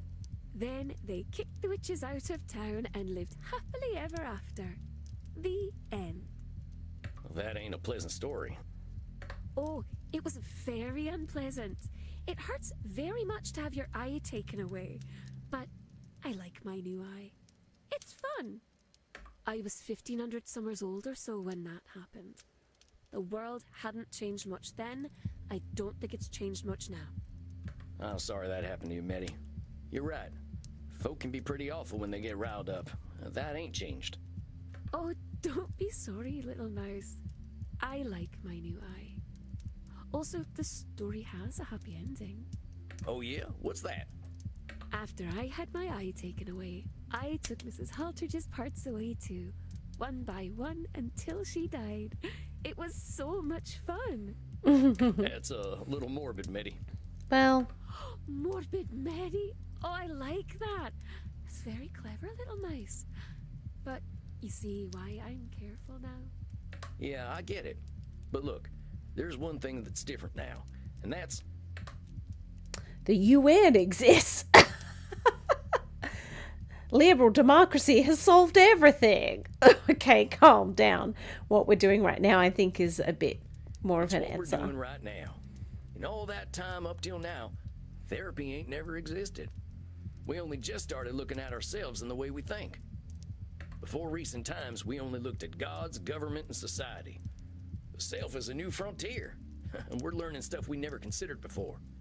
The frontier can be kind of scary, but being on that frontier means moving forward. Come with me. Silly mouse. If something feels scary, that means that there must be something to be scared of. I know you've been through a lot, and you Not got necessarily. damn good reasons for being careful. But there's a reason you came to me, right? Yes, but it wasn't because I wanted to go outside. It's because of my fans. They're very demanding. Right. That's why we were talking about your going for walks and went down this rabbit hole. Or, in your case, a mouse hole. Anyway, therapy usually ain't about just one thing. It's about lots of things. If the problem is your fans, we gotta imagine unlife without them, right? Don't want to lose them all. Some of them are gentle. They're too weak to hurt anyone, which is why they don't.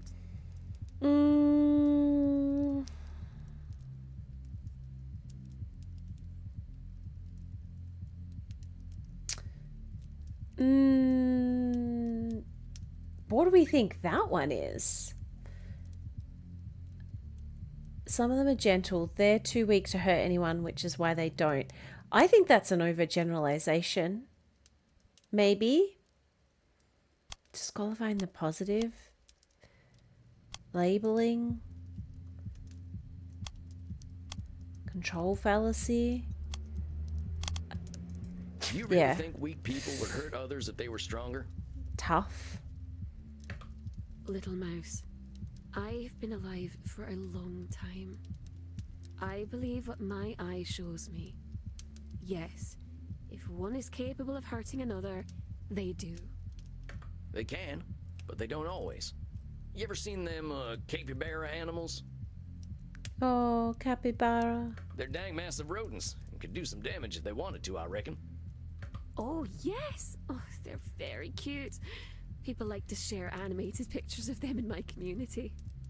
Some folk are like that. They just want to sit around and have someone scratch their bellies.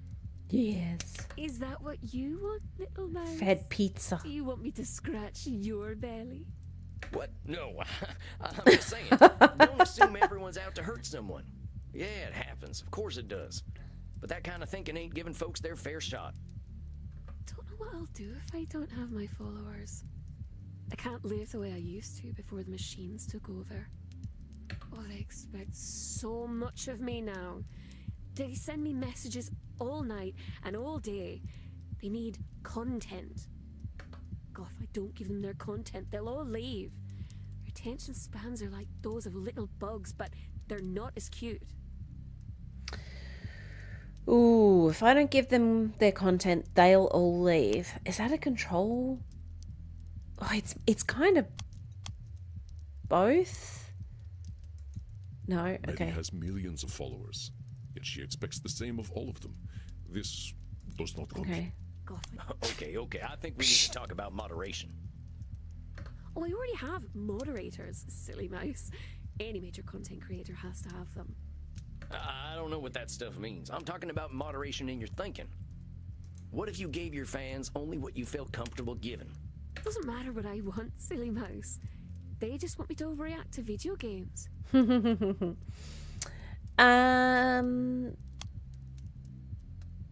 Doesn't matter what I want. They just want that. Is that an overgeneralization? Mitty, you're thinking that mortals Yes. want only one type of content is forcing you to make only one type of content. Your assumptions are keeping you from doing things you like, and you deserve to do things you actually enjoy. Yeah. You're very kind. I thought cowboys were supposed to be tough. Who says I ain't? I just don't have nothing to prove no more. Here, why don't we try something new for next time, since going out didn't go so well last time? I want to challenge you to take a day off. Don't answer any messages, don't post no content. Just do something for you and you alone. Take a sick day. But we never get sick. We're dead people. They don't know that, do they? One day. That's all I'm asking for. You need to give yourself a little space. Yeah. Very well. Since you've been a very kind mouse, I'll do it for you. I'd prefer it if you did it for you, but we'll work toward that, huh? Oh, I wish I had a big piece of cheese to give to you right now. A lactose intolerance is kind of a side effect of death, but I appreciate the sentiment.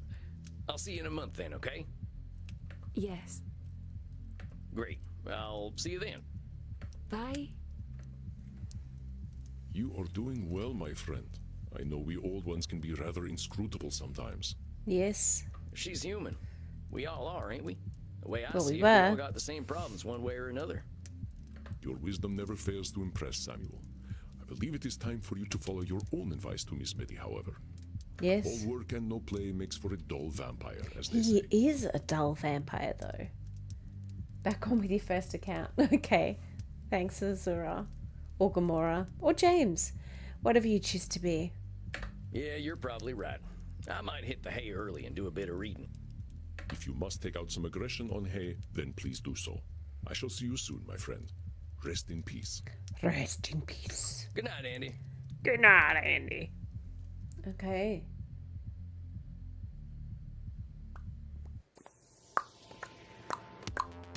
Dang, I wonder how I'll feel about humanity when I'm 1800. Heck, I wonder whether there'll even be a planet. Oh, the way things are going. It's time to drown my existential woes in blood. Okay. Howdy there, Crimson. You're sounding a little weary there, cowboy.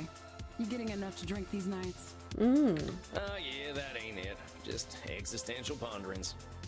I guess it is that kind of game where we just see the things, but I think I pointed this out in the first one. We only see each client once every 4 weeks. He doesn't really tell us what he's been doing much between that time. That's just my specialty. And he has to eat What's every eating, night. buckaroo? It's this old client I got. She's been watching humanity hurting itself for 1,800 years. Every time she expected better, she got hurt. She ain't wrong to mistrust mortals. That's a tough one. What do you do with someone like that? Well, I tried to guide her to look inward like I do with everyone. People are people, but so is she. How do you think she took it? Pretty well. I think she appreciated the focus on her. I can't answer for all humanity, but maybe she can get answers from herself.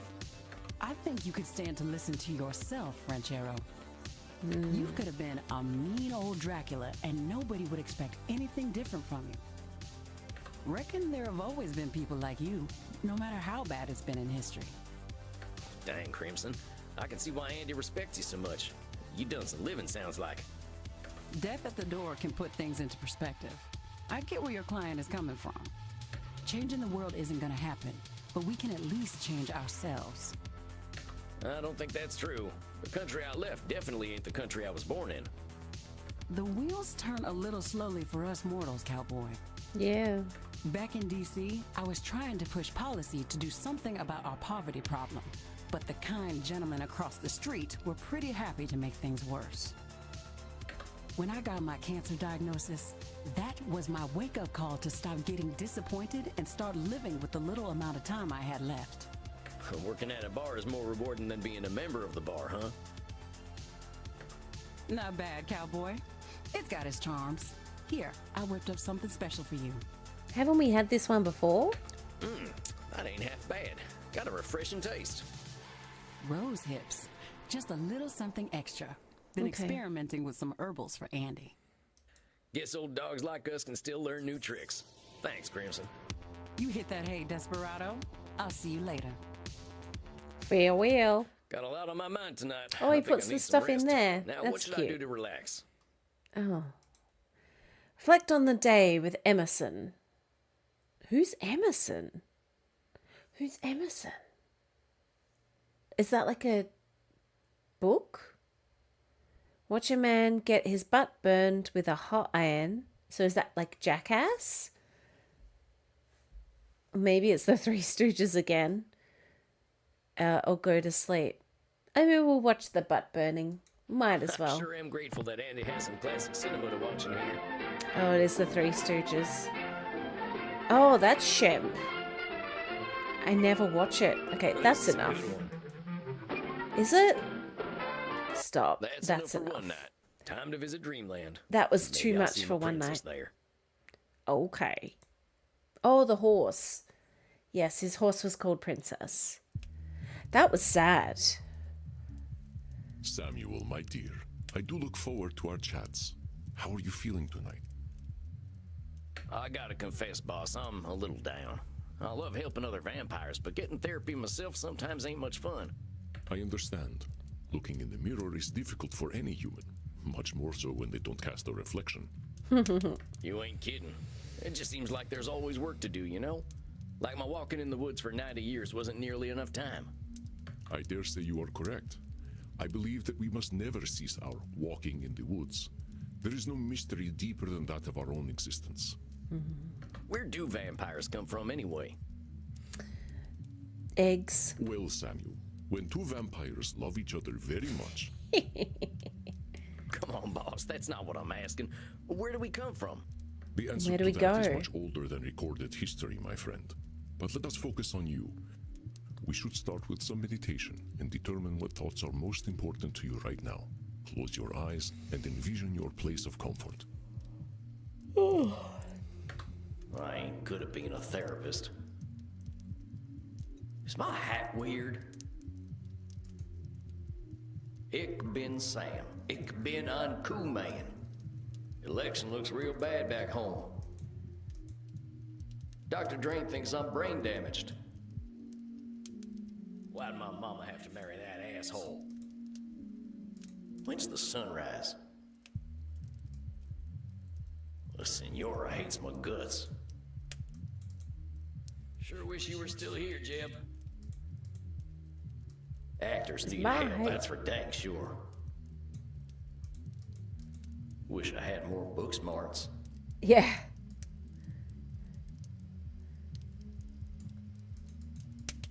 Bet he scares the heck out of me. Yeah. She's very forward. She also had a heckin' You're life. an idiot, Sam. Hurting all them folk. Oh, mate, calm down. Why'd I join up with a gang in the first place? I don't know. I don't think the Senora hates your guts.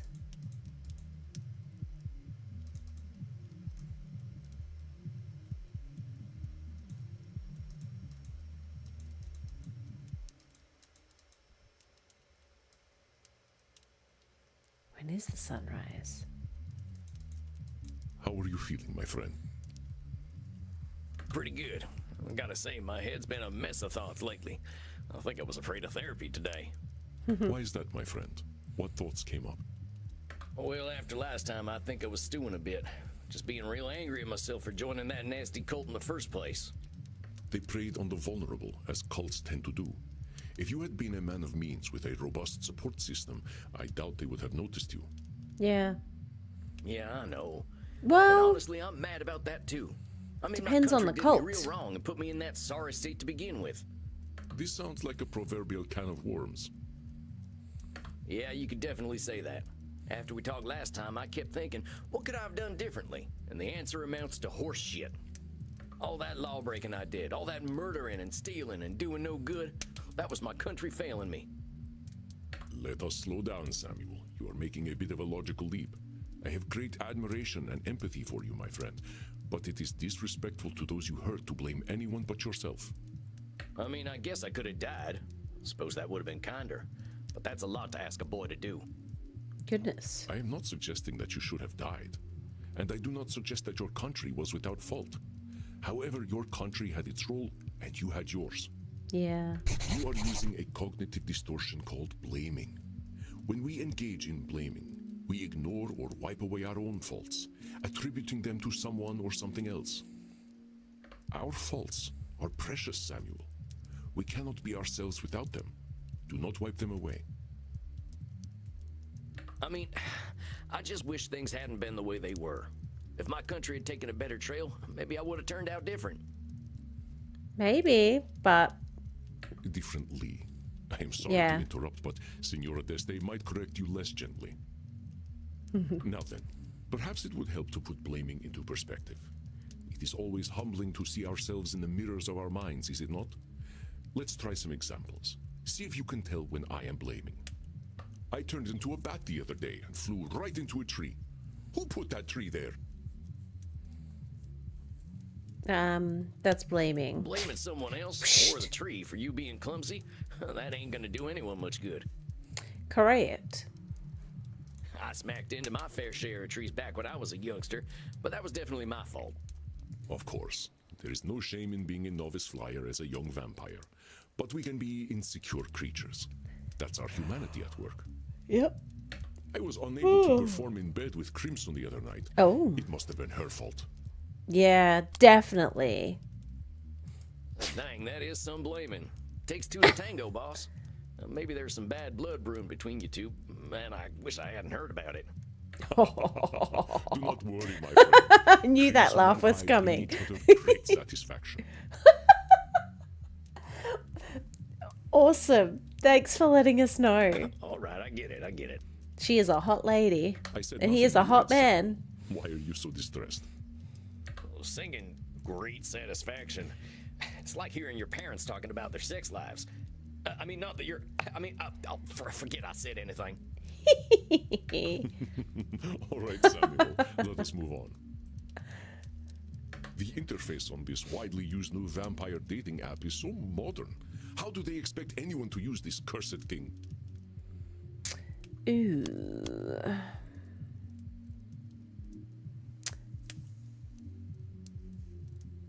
Is that blaming? I don't know.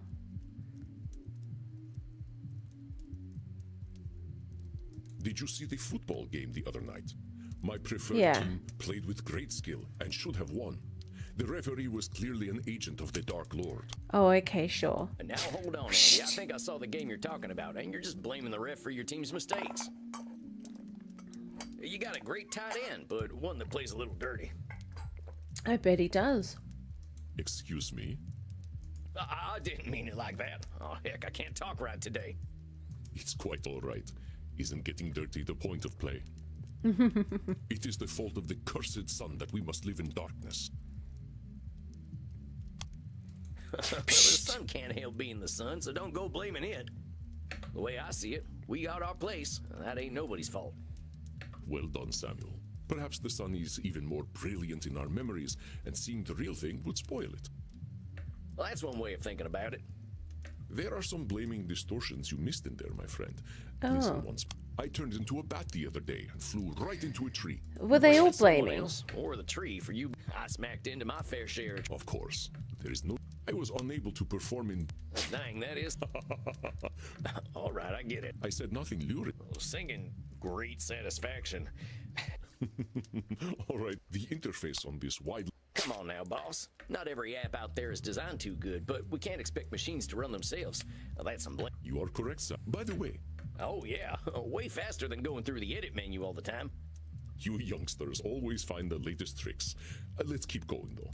I think I get it. I ain't trying to erase what I did. I'm just bitter that I felt like I had no choice at all. And it all goes back to the United States taking my daddy away for their manifest destiny. I'm mad at him, too. Dying for his country. What kind of nonsense is that? How'd his country pay him back? By making my poor ma marry a drunk who beat the daylights out of her and his kids? Ain't no damn wonder I turned out the way I did. That must have been devastating, Samuel. Countries are not human. They cannot feel. And stories such as yours prove it. I mean, what the hell, Andy? My daddy's corpse didn't give a shit about no United States of America. It's kind of funny when you think about it. He died fighting the British so the U.S. could say they own Missouri. Who the fuck cares? I'm telling you, Andy, the best thing about being dead is realizing how little that nationalism crap matters. Desire for identity can create monsters worse than we. What happened after your father died? Well, we didn't have nothing. The money was running out, so my ma got married to a hard man who drank even harder. He beat up my older brother, Jeb, for fun. And once Jeb started fighting back, dear old stepdad came for me. And that's when my brother killed him. Oh my god. It sounds like a tragedy from my own country's mythology. I am sorry that such a thing happened to you, Samuel. Your brother was brave. No kidding.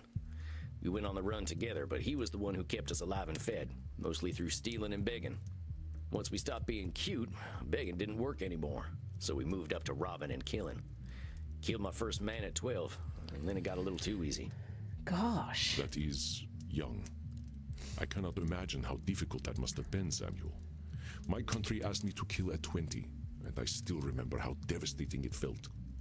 Yeah, well, nobody told me to do it. Like you said, that was all me. I don't think anyone was surprised either. When my brother and I rode into a town, you should have seen the way people looked at us. They knew we were trouble, and we were determined as hell to prove them right. I mean, he must have been a tall 12-year-old, because how would a 12-year-old would have hopped on a horse? Teeny A moment, tiny. Sam. Did he have a I little believe ladder? This is an opportunity for some growth. It's them distortions again, huh? Yeah. To err is human, as they say. Do not be discouraged. There is something in what you just said that you cannot be sure of. Can you tell me what it is? I stopped being cute. People knew we were trouble. Nationalism is neat, actually. People knew we were trouble. I guess there ain't no way of knowing that people thought we were trouble. That's right, Samuel. There is one way of knowing exactly what they were thinking, and that would be to read their minds. Thus is the cognitive distortion called mind reading.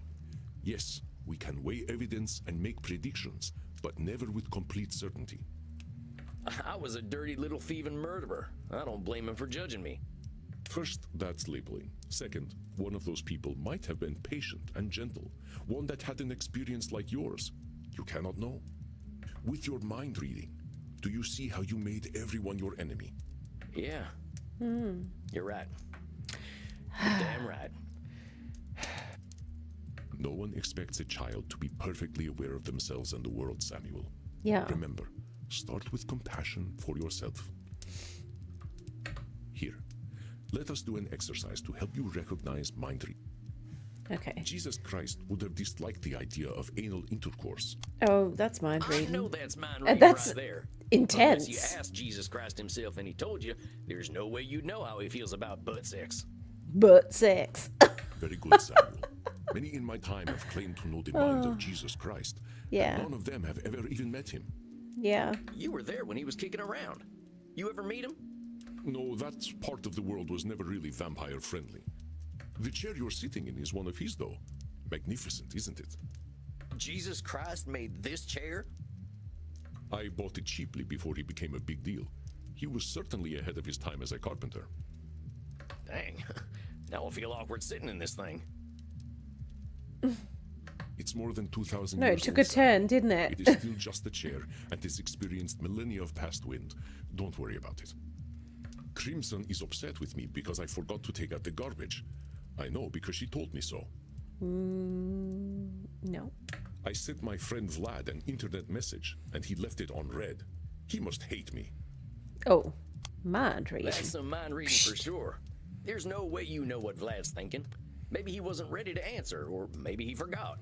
Oh, that's me. I forget.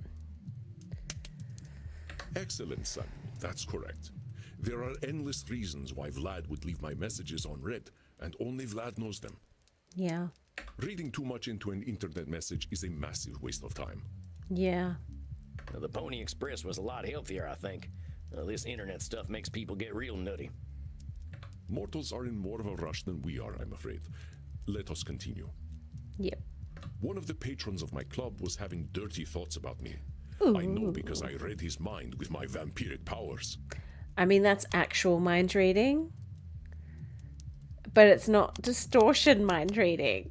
So, I told our bouncer, Bert, a funny joke the other day. He was quiet, but very amused. how do you know? Was he? How the heck would you know if Bert was amused by your jokes? That's clearly mind reading. You are correct, Samuel. No one knows what Bert is thinking. In fact, I don't think Bert even thinks. I like to think he dreams of butterflies. But who can say? I don't think he's thinking of butterflies. Then you are mind reading, Samuel. Let Bert be Bert. Yeah, Old I guess Bert. so. Bert. Say it enough times, it loses all meaning. I believe you now understand that mind reading may have closed the door on some opportunities for you. I suppose. I can't really know either way, but I guess that's the point of all this. Knowing what's real and what's not. Yeah. Exactly, Samuel. So tell me, what happened to you and your brother? You don't know already. I thought we were famous Wild West outlaws. They called us the Handsome Boys on account of the fact that we were young and good looking. I thought he said he wasn't cute anymore. I think we made as close to a living as possible while keeping up a life like that for some 35 years. They stopped calling us the Handsome Boys eventually. Mostly they just called us those two bitches. Oh. Jeb and I married a pair of sisters, even talked about settling down in some kind of fashion.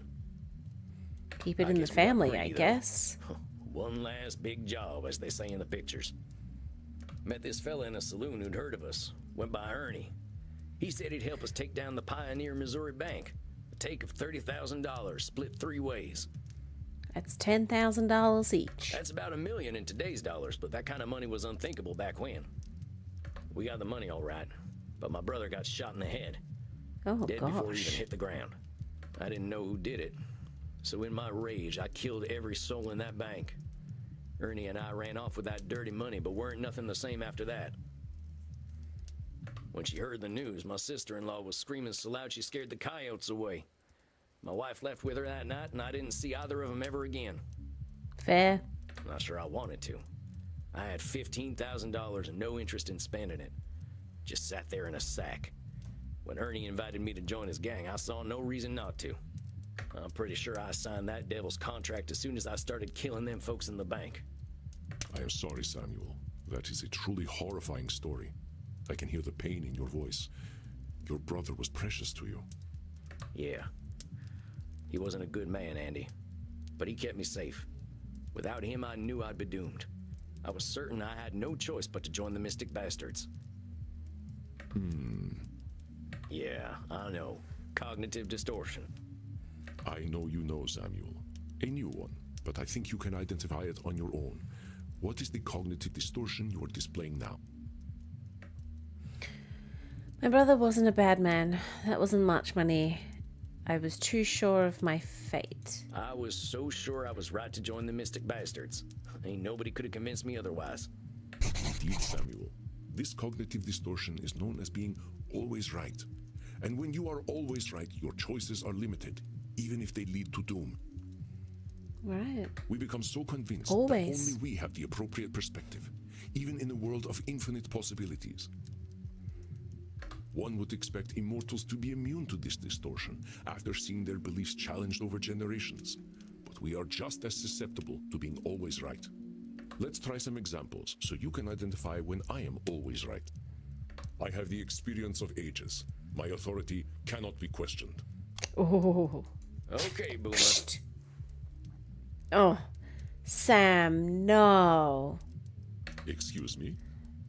Just something I hear the kids say when old mortal folk are acting like they're always right. The folks born after World War II are real good at destroying the world, but they assume age leads to wisdom. It ain't necessarily so. You are always right about that. Well done, Samuel. With my multi-generational economic expertise, I am confident that market conditions will result in mass layoffs in the next quarter.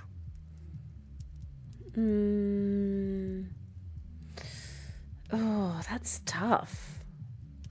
He didn't say will, but he's confident. Mass layoffs in the next quarter. What do we think? Do we think that that's always right? But he said he has expertise. Mass layoffs in the next quarter. He didn't say will, he's just confident. I know that turning another into a vampire inevitably results in resentment. That sounds like you're always right. I know a lot of us vampires ain't too happy with our lot in life, but we ain't always resentful. That is correct, Samuel. Of course, we must be careful when choosing whom we turn and when. Choosing to live forever is not a choice casually made. Yeah. It ain't usually a choice at all. But we will endeavor to break that cycle, my friend. We have enough clients already without having more resentful immortals running around. Let us continue. I know for a fact that vampires become misanthropic as they age. I do not need your perspective. Well, that's always right. And now hold on, you ain't always right. You thinking we're gonna turn into misanthropes is limiting you from making new vampires, but that's just your thinking. Very good, my dear Samuel. Caution is warranted when bringing a new soul into the dark, but I must consider perspectives other than my own.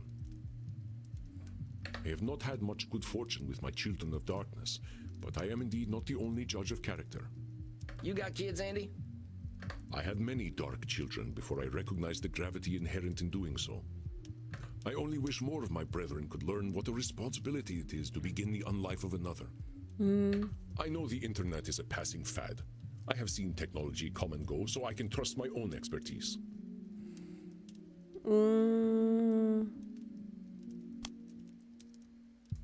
I think you're doing a little. He always says he right there, Andy. knows. A lot of folks had unwavering confidence that the fax machine was going to stick around forever, but they weren't right neither. Truly? I still use my fax machine. It is the preferred mode of communication among vampires here in Germany. Fun fact, Australian healthcare still uses fax machines a heckin' lot. Heck, I guess that just proves no one is always right about technology. I think I get it, boss. If I had found folks to listen to other than myself, maybe I wouldn't have joined up with Ernie's gang. Perhaps, perhaps not. You had plenty of reasons for making the choices you made. Reflecting on them is what helps us to grow. Yeah, I'm a lucky fella all in all. I did some stuff with those vampires that I was pretty sure erased any humanity I had left, but I was wrong. You was wrong. Them transcendentalists I hold up with were ready to help me no matter how nasty I was. And I know I've done a lot of thinking on my own, but I owe them everything. I've done a lot of thinking on my own, but I owe them everything. Is that so, Samuel? Can you point out your own distortion there? Disqualifying the positive. Blame it.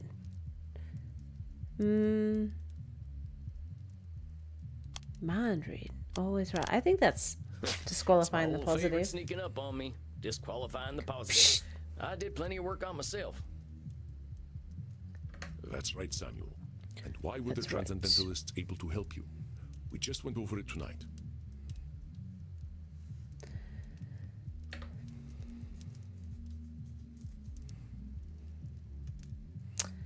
And why were the Transcendentalists able to help you?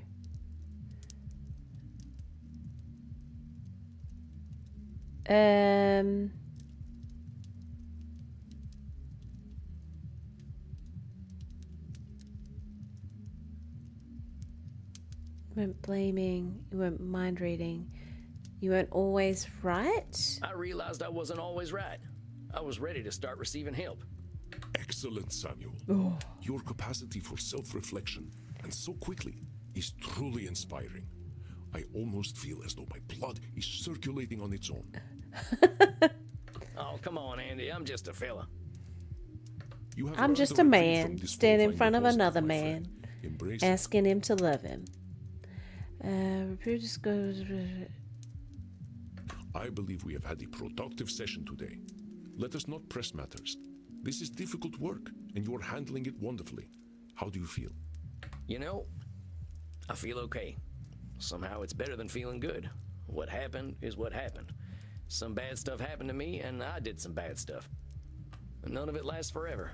That's the nice thing about having all the time in the world. Your trials have made you wise indeed, my dear Samuel. Now rest, my friend. You shall soon share your wisdom with your clients. I wish you a good night. Yeah, I believe it's early coffin time for me tonight. Have a good It night, always Andy. is. You as well, Samuel. Rest in peace. Rest in peace. So we've learnt 3 new distortions. Samuel, greetings. You look a bit pale. May I offer you something to drink? Yeah, you got any drinker's blood? I know you are joking. You will not dilute your blood before a session. Yeah, I know, you're right. I just don't know who I'm meeting tonight. Is it gonna be Dr. Drain or that Lord Luridus fella? Oh, yeah. You only met a single individual last time, and you will meet only a single individual this time. Do not let Dr. Drain's avoidance of accountability confuse you. You saw the guy, though. Lord Luridus ain't nothing like Dr. Drain. Oh, they were fairly similar. And why do you think that is, Samuel?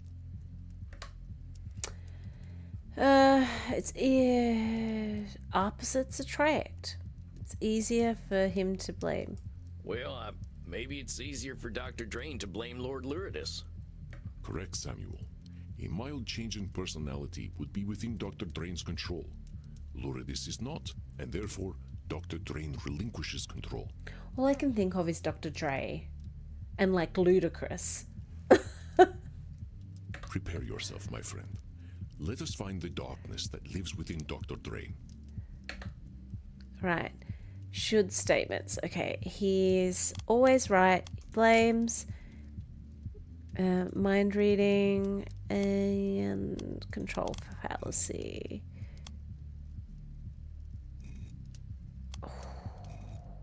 Yeah, we'll do All those. right, I think I'm as ready as I'll ever be. Do not fear, Samuel. I shall not let Dr. Drain hurt you, no matter what he is calling himself. Do what you do best. Do what you do best. I will, I promise. I will. All right, And here he comes, whoever he is today. we're ready for him. Doc, Somewhat taciturn today, then. Well, don't be upset with me. I did warn you about that beast. At least now you recognize the urgency in being rid of him. Perhaps now we can stop beating about the bush and actually fix my addiction problem. I'm here to help, but if we're gonna lick this thing, we gotta do it honestly, and that means getting to the root of the problem. I tire of this self-examination process. There must be something efficacious that I can do. Perhaps some sort of aversion therapy. I am willing to do whatever it takes to make that villain just go away. Go away. Then you gotta be willing to address the big old elephant in the room. And what is that? You and Lord Lourdes are the same person. Lord Lourdes is kind of hot. Lord Lourdes ain't that bad. Imagine if I said that.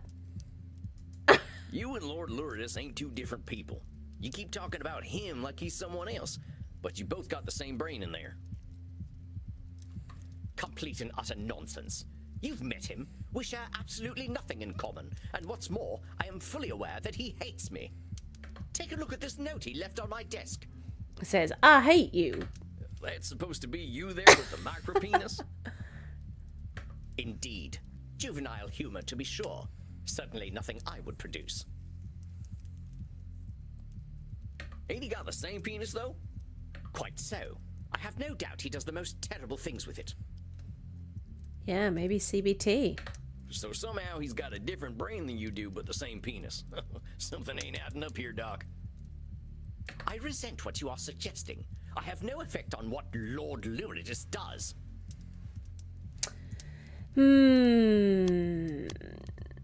I have no effect. Well, you have no control. No. Dr. Crane seems to assign himself no responsibility at all for the actions of Lord Lourdes. Okay, then it's blaming. I know you're a pretty responsible fella, but you're giving Lord Lourdes more credit than he deserves. What on earth are you talking about? You know that old stereotype mortals like to spread about us where we can't go into a place until we're invited? A ludicrous idea with no basis in scientific truth. Ain't you giving Lord Lourdes your permission to come in and do what he does when you take that plasma stuff? I didn't invite him in the first time. I had no idea what I had created. That his presence would become an addiction was not known to me. Dr. Drain, you're a scientist. Your stock and trade is in facts, ain't it? Let's leave thought out of this for now. You gotta be my scientist here and stick to what we know. Very well. Yes. The genesis of Lord Lourdes was in the actions and choices I took. Are you quite satisfied? Doc, we ain't here for my satisfaction. Do you really think that? Well, the fact that I am upset right now certainly lends credence to the idea that you are trying to shame me.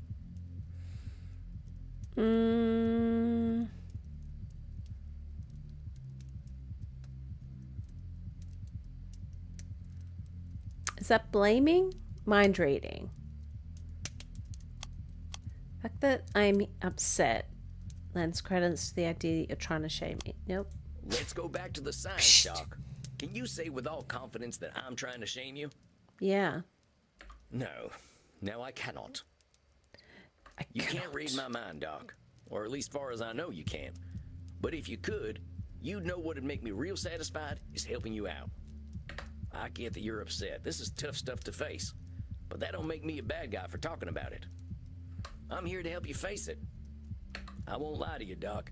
The people that Lord Lourdes has hurt probably would have a bone to pick with you. But I ain't here to punish nobody. That ain't the way to help you. In this room, we're working together.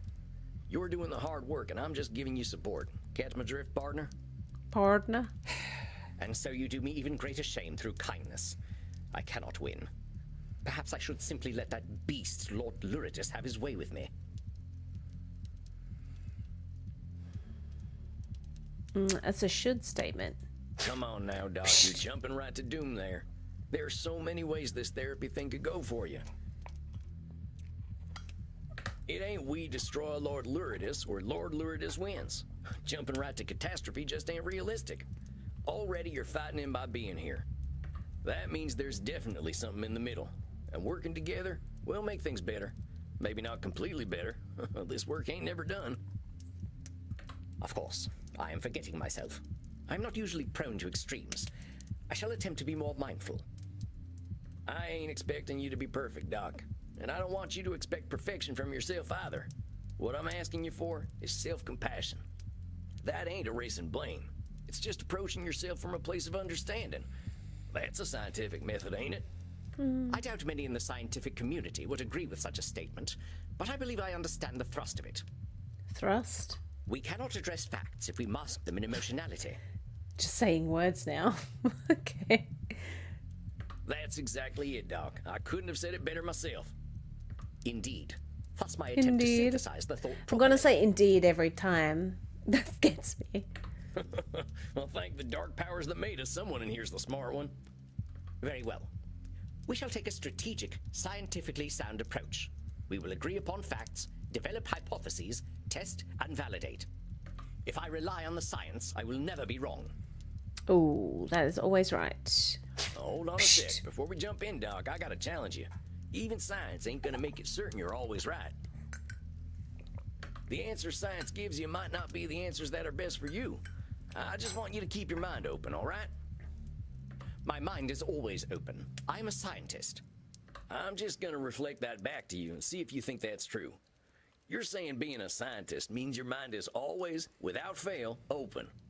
Well, I suppose that sounds a bit ridiculous. Very well. I shall endeavor to ensure that my thinking is flexible. Well, sounds good to me, compadre. Let's start assembling them facts. Can I ask you some questions then? You Ask may. away. Let us begin. All right, so you told me that the thing that makes your plasma addicting is how good it makes you feel when you wake up from it. From your scientific perspective, what makes it feel good? From a chemical perspective, good feelings, or positive emotions, are the result of neurotransmitter action. Considering the specific emotions felt in the immediate moment are contentment and satisfaction, it is certain that I am experiencing an oxytocin and dopamine release. Right. It is a primal limbic response. In laboratory settings, we observe a constant drive in animals towards stimulating the release of amygdala-receptive neurotransmitters. I think you're gonna need to boil that down for me, Doc. I did not come here to teach, but so be it. Ask your questions. Limbic system. Well, what's the limbic system do? The limbic system functions as the emotional center of the brain, responsible for emotional responses such as joy, fear, and anger. So it's like the part of my brain deciding if I should be scared of a rattlesnake or happy about a belly full of blood? Precisely. It plays a crucial role in forming memories and making decisions based on emotional experiences. Often called the lizard brain, it's evolutionarily one of the older parts of the brain, indicating its fundamental role in regulating survival instincts. I've been called lizard brain before, but I'm pretty sure it wasn't a compliment. Neurotransmitters. What's this about neurotransmitters? Neurotransmitters are chemical messengers that neurons use to communicate with each other. For example, social bonding reliably triggers a release of oxytocin, creating a sense of security and attachment. So if I'm reading you right, when I'm feeling all snug after a good feed, is them oxytocin neurotransmitters doing their thing? Exactly. This process is an integral part of our brain's reward system, encouraging behaviors that are perceived as beneficial for our survival and well-being. So survival feels good, basically.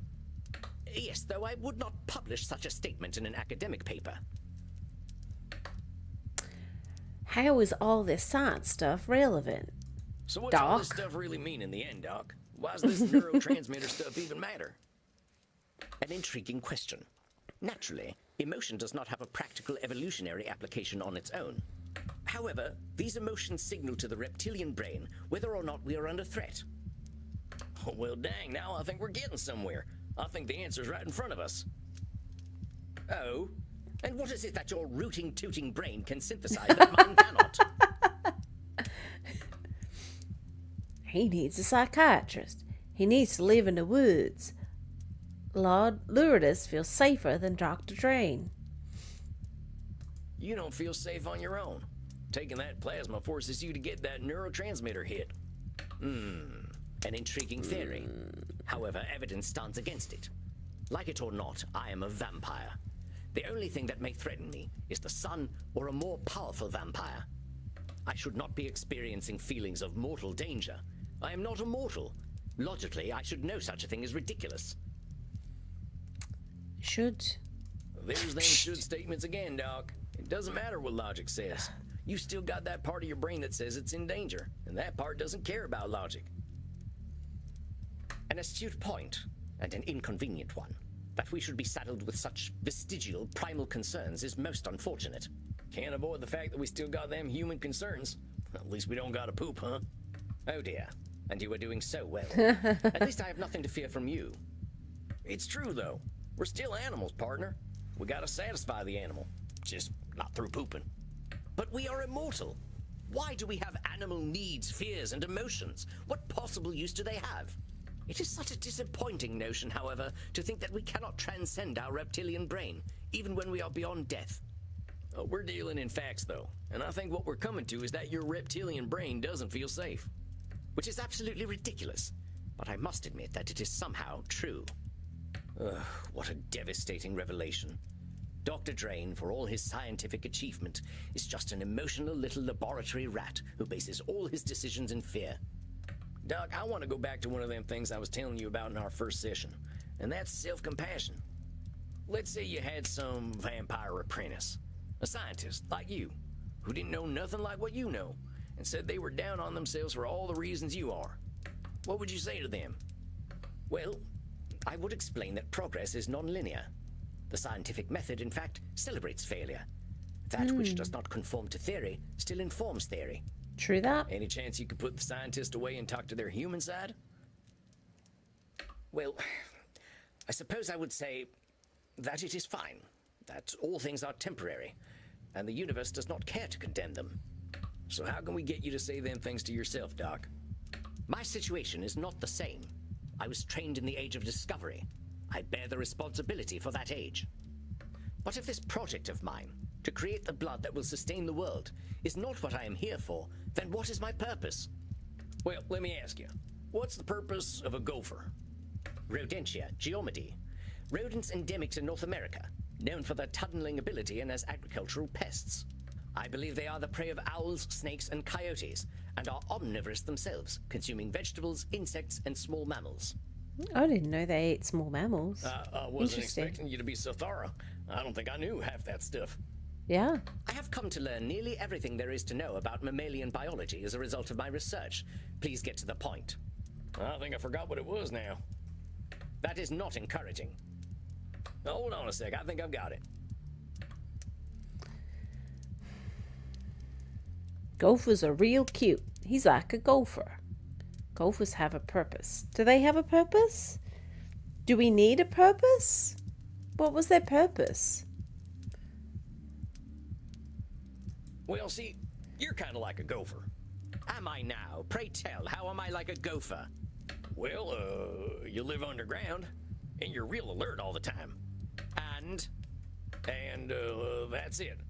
Science save us. Hold on, I think I remember now. Oh, okay. Gophers have a purpose. Driving people crazy, that's what. Used to wreak havoc on the farmland back in Missouri. Absolutely ridiculous. That is not their purpose. It's an ill-informed anthropocentric philosophy defined and subscribed to entirely by said anthropocentrists. I didn't know bugs could do that. Anthropocentrists, not arthropods. Humans. Homo sapiens. I am saying that you have created a purpose for the gopher that the gopher is entirely unaware of. Oh, how are we meant to get that one correct? Because to me, yes, I agree. So, who made your purpose, Dr. Drain? What? Well, I did, I suppose. So if you made it, you can change it, right? But how could I change my purpose? I have always been a scientist. So that's what I am. All right, well, let's take that scientific approach and try to figure out who the man behind the scientist is. Very well. If we look at the behavior of our subject, myself, we can infer a few things. If we examine my behavior, one can draw comparison to a threatened higher-thinking mammal. I spend much time in ensuring personal safety and security. What about your more peaceful moments? What do they look like? I believe these feelings are only medically induced through my special plasma. However, Plasma. Dr. Drain appears to be at rest when he is full and satisfied. And your synthetic blood doesn't do that for you. I am forced to admit that at present, it does not. Dr. Drain, what do you think of drinking something a little more fresh and human? I will not. I do not have to. That depraved vampire, Lord Lyridus, is the source of all that is base and vulgar about my person. Ooh, that's blaming. Doc, you're blaming Lord Lyridus for something common to all vampires, including yourself. We need blood. That's just how it is. Ain't Lord Lyridus's fault. Yeah. Now, I know you ain't comfortable with that need, but you can't offload everything you ain't happy with onto Lord Lyridus. That just makes him worse. You have not been listening to me at all if you believe I have absolved myself of all vampiric frailty. I didn't say that. I'm saying you're distancing yourself from your needs by saying they're Lord Lyridus's needs. Well, what if you indulge Lord Lyridus once in a while? Maybe you could keep him from coming out. Do you not understand what I have been working toward for the last 400 years? I will finally be able to transcend this thing that I am. I shall be a parasite no more. Ooh. Come on, Dr. Drain. You're a scientist. You know mankind ain't got that kind of control over nature. Ain't you ever seen that movie where they bring back the dinosaurs? That film was scientific drivel. Its simplistic understanding of DNA should have alienated its audience immediately. I believe the who new can guess with movie is not Americans? great. It was a good story, though. And in the end, it wasn't a story about DNA. It was a story about controlling nature, which I'm sure you know ain't never worked. Your argument does not hold weight when your source of truth is a fantasy film. Dr. Drain, we really got to talk about some kind of middle path here. Back home, we tried the whole abstinence thing a few times, and it didn't go too well. We tried to stop drinking, and that just made people only do bad drinking. We tried telling teenagers sex was evil, and that just made them want it even more while being ashamed of themselves. What if you just tried to do some of them things Lord Lyridus does? Just don't do them the way he does.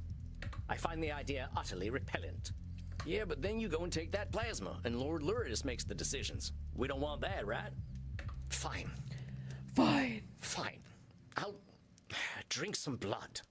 But I warn you, Sam, the price of failure is most dear. If I should lose my humanity, all of humanity will lose. Oh, I should lose. That's a should. No? The Okay. entire world will suffer for Dr. Drain's failure. This is a stark vision for the future that he holds. But I warn you, Sam, the price of failure is most dear. If I should lose my humanity, all of humanity will lose. What do we think this one is? If I lose my humanity, all humanity will lose. Is that control fallacy? Doc, you Yes. really can't be putting the weight of the world on your shoulders. That ain't something you can control, compadre. Now, I know you're a capable fella, but the world is gonna turn with or without you. You think so? I can't imagine someone with my highly rational mind feeling so strongly if my prediction weren't firmly rooted in fact. I know it all seems real heavy right now. Just show yourself a little compassion and patience. Beating yourself up over a future that ain't happened yet isn't gonna help you. True. We need to go back to this thing I brought up before. You're a smart fella, Dr. Drain, but sometimes you're forgetting vampire commonality. We've all felt like the world was ending or that we're awful monsters. But them feelings are our perceptions alone. Yes, I'm aware. Perhaps I've been a little too human in my foibles. Foibles? However, you forget my training in history. Plasma I'm and not your average foibles. vampire. I was trained by the great Professor William Harvey. The professor who started Harvey Fresh. I have had 4 centuries to unlock the secrets of animal He's biology. a very milky lad. I have a duty to humanity and to my own legacy. A duty I should not fail in. Otherwise, what was it all for? Okay. I have a duty to my own legacy and a duty I should not fail in. Otherwise, what was it all for?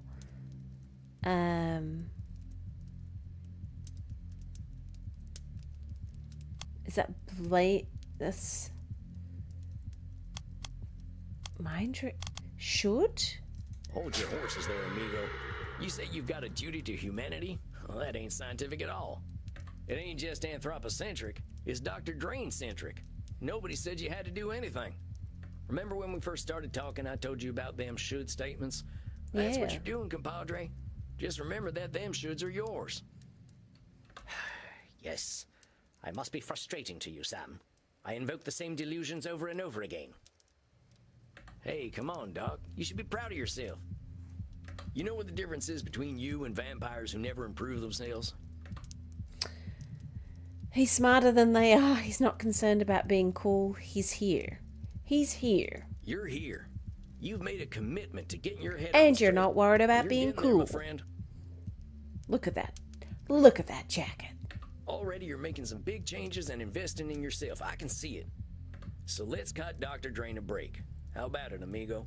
He doesn't need the weight of the world on him. There's only one thing he should do, and that's have a little understanding and empathy for himself. You get me? Yes, I get you. Very well. I shall try to keep a clear head. Yeah. And I will arrange to drink some real blood. There's plenty of it in the lab. I shall just liberate some of it. Good man. We'll talk about how it's gone next month, all right? Indeed. Until then, Sam. And thank you for your patience. I ain't got nothing but time, amigo. You can thank me by being patient with yourself. Because you're on my patient. And if All you the are same, not you have my patient, you can't thanks. be a patient. I shall see you in a few weeks then. Farewell. Fare thee well. Jesus. Well done indeed, Samuel. I think we are starting to see a new version of the good doctor in the making. I did like the Lord, though. He was fun. I hope you're right, boss. That fella's awful hard on himself. That is normal, my friend. Being a vampire takes a lot of self-acceptance. He is only taking his first steps in discovering this. Yeah, fair enough. It took other people forgiving me for me to forgive myself. And now you pass on this gift of compassion to Dr. Drain. Now, Samuel, the evening is still young. See what the night has to offer downstairs. That Yeah, sounds get good. shimmying. Rest in peace, my friend.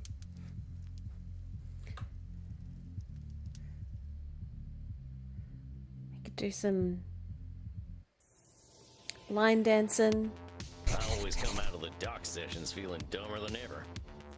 I'll check in with Crimson. She's always got some bartender's wisdom to share. Okay. Howdy, Crimson. Looks like a nice crowd tonight. They're always a nice crowd, cowboy. We like to maintain an asshole-free zone. Well, personality-wise, I think I'll yes. try not to be an asshole then. I'm not worried about you, cowboy. You had a session tonight, didn't you? Yeah, with the doctor fella. We had a hard talk about what being a vampire means. He's having a hard time coming to terms with it, even after 400 years. I can understand that. I've stopped aging for the last 20 years and don't know how I feel about it yet. How do you think it went with him? Pretty well. I think we're finally getting somewhere, actually. It's funny. A lot of vampires He's so forget weird they're to say human, but poorly. He keeps forgetting he's a vampire. But just like we can't opt out of being human, we can't opt out of being vampires either. Unless we made, like, terrible decisions the whole time. I don't know how you could say poorly, honestly. I mean, I guess you could, like, in general. But, anyway. Must have been a hard talk, cowboy. I sometimes wonder what I am. Staying the same age, drinking Andy's blood to live. Don't get me wrong. I like not being dead, but I still feel like I'm living on borrowed time. Is this a good time to ask why you don't just join the dark side? It ain't that bad being dead. I'm just not sure what I'd do with forever, you know? Eternity's a long time. Yeah, I think a lot of us vampires can't answer that question either. And I don't think there's one answer anyway. There you go. So I guess I'll keep putting off the question. But nobody's rushing you, Crimson. You think I'd let anyone? But thanks for listening, cowboy. Now why don't you go mingle? There's a new fella in the kink room who's very Ooh. interested to meet you. Bet he Guess I'll go be is. social then. Thanks, No Crimson. assholes, though. Wait a sec, that ain't. Greetings, my child. Keep your distance, amigo. I know our kind ain't had good history, but I ain't in the mood for an exorcism or nothing. Ah, my child of the dark. If I were to exorcise you, nothing would be left when I was done. Only the good Lord is free of sin. We are all children of darkness. Holy smokes, what Bible have you been reading? I know my scripture, my son. However, I am by scripture and dark metal ordained, not by any church of man. So, you're some kind of freelance priest? Yes, I suppose I am. It is the only way I can give succor to those who need it most. So I gotta ask, seeing as we're in a kink room, what kind of sucker are we talking about? I follow in the path of the Lord. I share my body, and I share my blood. Ain't this a little blasphemous for your kind? To whom, my child?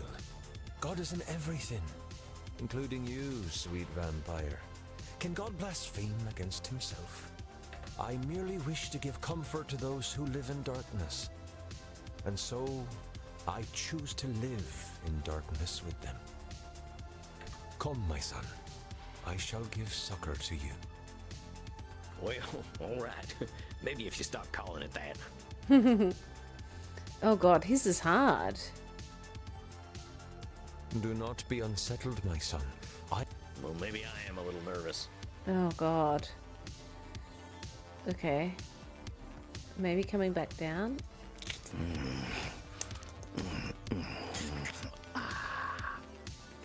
That's quite some ambient sounds. Thou shalt not want, my son. Are you comforted? Yeah, I guess I am. I know those of my faith have hunted your kind. Perhaps we fear our own sin, so we seek the sins of others. I seek only the Lord in everything, as do we all, whether we know it or not. You ain't wrong, I suppose. Hey, a little awkward, but what's your name, fella? I am Kieran. It means little dark one. The night always did call to me. Well, Kieran, I'm Sam, and I appreciate the blood, but I'm gonna turn in. I'm a little sleepy now. Go with God, my child of the night. Oh, yeah, I'll do that.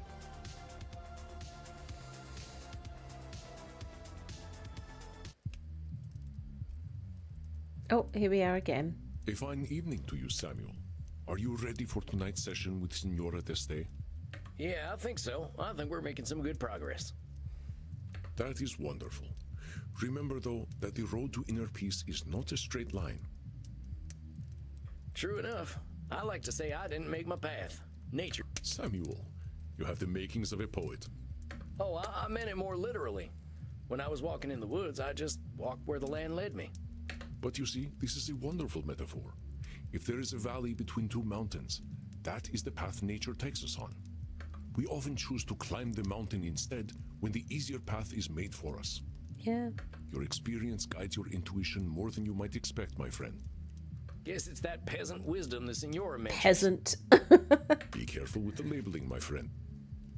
I didn't mean it in a bad way. I ain't ashamed of being a peasant. I'm just folks, as we like to say. I can see why the Signora has become quite fond of you. Are you prepared for your session with her? Yeah, I think with our progress, there might be some other distortions to focus on. Let me think. Oh, right. Always right. Mind reading. Blaming. Should we go with disqualifying the positive? Maybe. Let's go with those. All right, locked and loaded. The people of your country have so many colorful phrases having to do with firearms. I do not understand the obsession. I can't explain it neither. I shall leave you alone with the Signora, Samuel. Howdy, Signora. Good to see you tonight. You are looking forward to seeing me? Well, sure I was. You're an interesting person, Signora. It's a privilege to get to know you. I suppose you have learned something of manners yourself. I thought a lot about the things we talked about last time, you know. Oh, yeah? What about exactly? About how foolish I was for wasting my time for so long fighting against reality.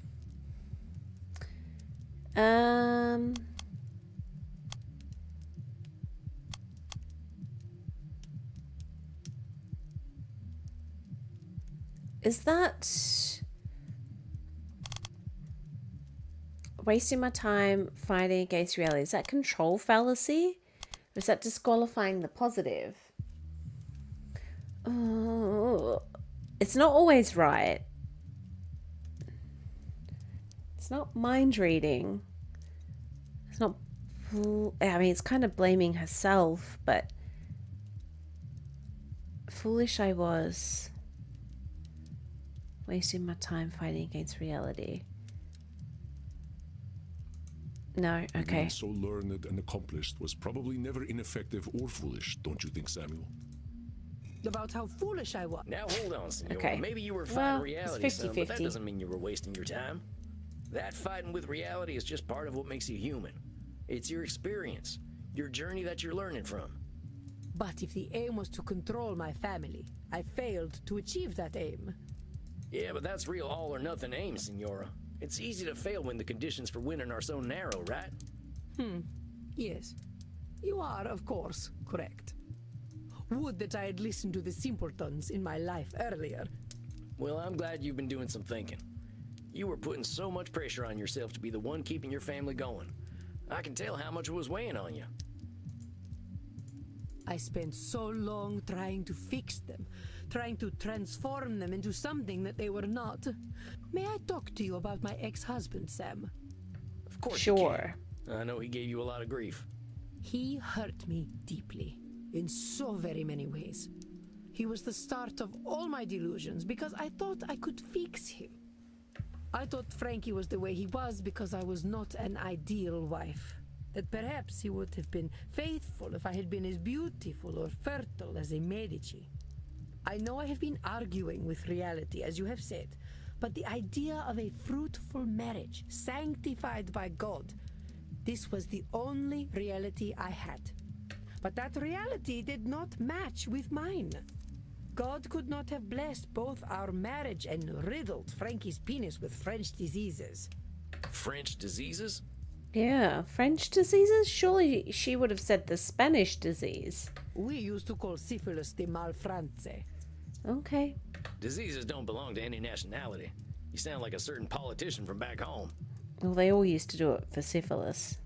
It was whoever they were Don't against. insult me. Have I not suffered enough with my husband's disgusting malady? It was a painful lie to live. I could only conclude from my sorrow that God was testing me. Endlessly. That's mind reading. No? The Okay. Senora was seeking a justification for her feelings. It was a painful lie. No? The Senora was seeking. It was a painful lie to live. I could only conclude from my sorrow that God was testing me. No? The Senora Okay. was seeking a. It was a painful lie to... I want to challenge you on something there. That sounds like a kind of hopeless statement. Like you're doomed to keep being tested on God's terms. Perhaps it was hopeless. As you said, Isabella d'Este and Francesco Gonzaga could not change their natures. Oh, cheesy boy. That's true, but here's the thing. Does that mean you were doomed, or were you just doomed on God's terms? I think this just needs a little reframing. I know you were dealt a rough hand, but doesn't necessarily mean you were being tested. Sometimes we just gotta make do with the hand we got. What I'm suggesting is that then and now, a radical acceptance approach could have helped you. What do you mean? You could have been polyamorous. You could have had a secret arrangement. You could have become a nun.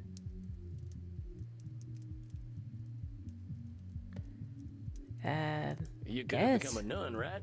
That would have been a way out of your situation. Sam, you know me better than most at this point. Could I have been a nun? Well, I guess you could have been the queen of the nuns. That was not an available position. Maybe it wouldn't have worked out then. Could have been polyamorous. You could have had a secret arrangement. How about being polyamorous? That way you'd still have each other at home, but you could have gotten different needs satisfied by different people. Please. It was the 1490s. Such things were not acceptable unless you were a pop singer like Bartolomeo Tromboncino. Well, I mean, is that true though? Because I think people kind of did a bit more back then. Especially like in Italy and like, what's that time? It's not festival, but like, you know, where they all in like, what is it called? Where they all like put masks on and stuff. Mardi Gras. Mardi Gras? I think it's called that. I could be wrong. But isn't that why they wore masks and stuff? Oh yeah, Bartolomeo Tromboncino. Can't forget him. Do not be impertinent. He was a Frotolo star. Every man and woman dreamed of sleeping with him, including myself. Huh. I figure Frutalo would have been illegal. All that rubbing in public. Porca miseria. A Frotolo is like a madrigal. He was a madrigal singer. You are thinking... Oh yeah, sorry. Guess them mortals downstairs got to me. You could have had some sort of secret arrangement. That was pretty common back then, right? Oh, we did have a secret arrangement. The arrangement was that he kept secrets from me and I pretended not to know about them. Had you ever considered talking about it? I could not. You do not know what it was like back then. A woman, even one such as I, was always subject to her husband. I did not have a say in his affairs. I had to play the part of the good wife and mother. You must understand, I only earned my significant power by playing the societal game. But he knew you were aware of his indiscretions, didn't he? Yeah. It was hard to deny when he approached me with that rotten thing between his legs. So why not bring the issue out in the open? He would have become angry, I am sure. Perhaps he would have beaten me and taken away the privileges I had worked so hard to earn. Is that mind reading? Do you know that Yeah. for a fact? You couldn't read his mind or tell the future, only make guesses. If he knew that you knew about all of it, even accepted it, maybe you could have had a real conversation about the ways you could both live more honestly. Oh, Sam, you are so naive. You are very sweet, but men are dogs. They understand only food and sex, and they do not care about the providence of either. I mean that they do not care about provenance. Is that mind reading again?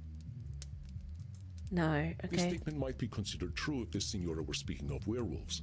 They are technically all dogs. Oh, Sam, you are so naive. You are very sweet, but men are dogs. They understand only food and sex, and they do not care about the providence of either. I know we fellas don't have the best track record in human history, Senora, but if you label I us would have as said dogs, that's more you give it up labeling. on us. We've got our occasional good qualities. But we didn't have that as an option.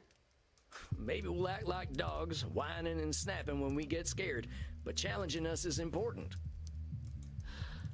Oh, it is exhausting, Sam. Yeah, I know. Sorry about that. Point is, Frankie was no fool, right? He could be reasoned with. Well, he was wise enough to let me control Mantua. And he had his clever moments. See, mind reading was a good way to read a lot of stupid in his head, and he wasn't all dumb. Perhaps it is pointless to tread over the past again and again. What has happened has happened. It has been nearly 5 centuries. I should not let the past haunt me so. If I am true, Sam, I am still very angry about all the lies I was told. I may be harboring some resentment. I mean, to be fair, you were married at 15. So that's probably when you stopped maturing. You don't say. Like Arrested You will Development. understand when I tell you of Frankie's greatest cruelty.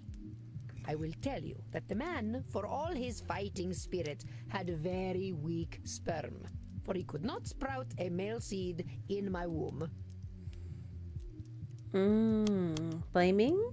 Hold on, are you really blaming your husband's sperm for your having girls? It could not have been my fault. I mean... Senora, even I know it's just luck of the draw. I think you know that too. Ooh, that's not true, Sam. That's not true. Sometimes, but it's not true. Fine. Perhaps I just wanted to Maybe he insult just didn't Frankie. know. But I will continue. Maybe he needed to let the plums cool down. Then the Y ones would have been faster. There are things. But They wouldn't have known it back then. My first child was a girl. I could not have been more embarrassed. Or so I thought, until I had my second child, who was also a girl. I will tell you, Sam, I was a young woman in mourning. I did not emerge from my chambers for weeks. I mean, let's also be real. She's probably married at 15. She was probably pregnant by 16, pumping out a child that she was told like had to be a boy, then it was a girl. She's probably pregnant again within the year, pumped out another girl. Like, I can understand that. Finally, I had a boy, my beautiful Federico. He was such a charming child. He would entertain me so with his clownish behavior. May I show you a picture, Sam? She probably had her third child before she was 20. Well, sure, let's take a look. Look at him. Isn't he beautiful? He could have been a movie star or a model today, don't you think? Sure. Admit it. He is the most handsome boy who ever walked this cursed earth. Well, Why am I asking you? What do you know of beauty? Anyway, I gave all of myself to him. All my guidance, all my wisdom, and all of my love. Yeah, the good old times. Yeah. Everyone said, you are doting on him. Give him some air. How dare they tell me my business? I am Isabella d'Este. I know what is right. Senora, I'm sure you knew what was best for your son, but ain't it possible that those people might have It's been poor able to help you? daughters, though. Like, how awful would it have been for them? Like, they just existed, and she's like, no, I'm giving all of my love to my son. I mean, I know it still happens now. Like, some parents have favorites and things like that, but ugh. It's Awful. lonely work when you feel like you can't listen to anyone else. Are you telling me how I should have raised my son? I got a better sense of self-preservation than that, Senora. But you gotta admit, this Nosferatu thinking of being always right is pretty exhausting, ain't it? Oh, that is true. And as it turned out, pointless.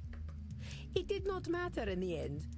Frankie, in his supreme foolishness, managed to get himself captured by the French.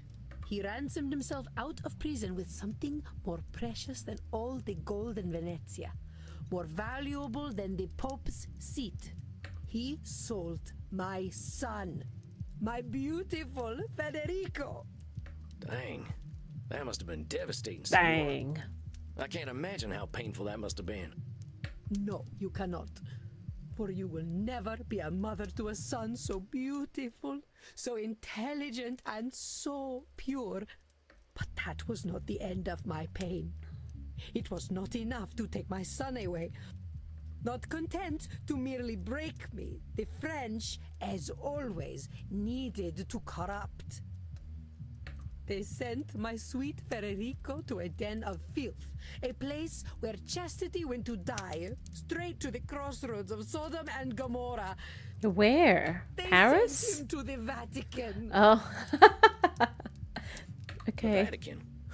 Seems like that'd be a pretty boring place for a boy to spend time. This was Rodrigo Borgia's Vatican. It was a city of prostitutes and perverts, and he was their mayor. My poor Federico. He was a boy of a certain age. I could not have prepared him for the temptations he encountered. When he finally returned to me, he was no longer Isabella d'Este's child. He was the child of Francesco Gonzaga, an experienced whoremonger in his own right. That's blaming. No? Isabella's need for perfection caused her to no longer recognize her son. Quite a sad story, I must say. Oh, I thought she was blaming her husband. When he finally returned to me, he was no longer Isabella d'Este's child. Is that disqualifying the Hold positive? on a sec. No All longer right. your child? You can't think that's true. You raised that boy, and there's no way he could forget you. Maybe he got up to shenanigans out there in the Vatican. but you're only hurting Shenanigans? yourself by erasing your influence on him. Now be honest. Did he lose everything you taught him? No. He still had an appreciation of art, for which he had some taste. And he had some political acumen, I suppose. I'm not saying you should forget what happened to your son. That would be pretty unrealistic. But It give yourself would. some credit for the influence you had, huh? You are kind, Sam. And also, you were basically a But child. it is hard to forget the child who returned to me. I am a man now, mother, he would say. I do not have to listen to you. So let's say, okay, let's put that into perspective. A boy of a certain age, so probably 12, 13, let's be real, at this time. So she would have been like, what, 31, 32 when he comes back and does it? And indeed, he did not. Which is why he died of syphilis, just like his depraved father. He did not even have the courtesy to wait until I was dead. To die of syphilis. Now do you understand why I prefer the illusion of truth and beauty I try to bring to art? Did you pour any of your love into your daughters? My mother told me No. when my marriage was young, Filth. Isabella, you must pretend that all is as it should be. The truth is dark, but you must maintain your own. I hate to say it, Senora, but I think your mama was spouting a few should statements of her own. Keeping up that illusion must have been draining. That is why I tried to create my own illusions. If I depicted love and chastity in their ideal form, I could make that illusion come true. Right, okay. Control fallacy? Well, Senora, Splashed. if anyone were strong enough to change the world's morality, it might be you. Yeah. But I think you know the truth is that you don't have that kind of control. No No does. one does. Then why am I here, Sam? Why are any of us here? Are we here to eat, sleep, fornicate, and die? And repeat. Yeah, I guess so. I know a few folk who might say that's why we're here. It's one of them existential questions, ain't it? Yeah. Here's my take, Senora. I think you're here to be you. I certainly hope you have something more intelligent to contribute than that. I don't really. Here's the thing, Senora. None of us is going to change the world overnight, or even. But our being here, Oops. being ourselves, swings the pendulum in a whole bunch of unknowable ways.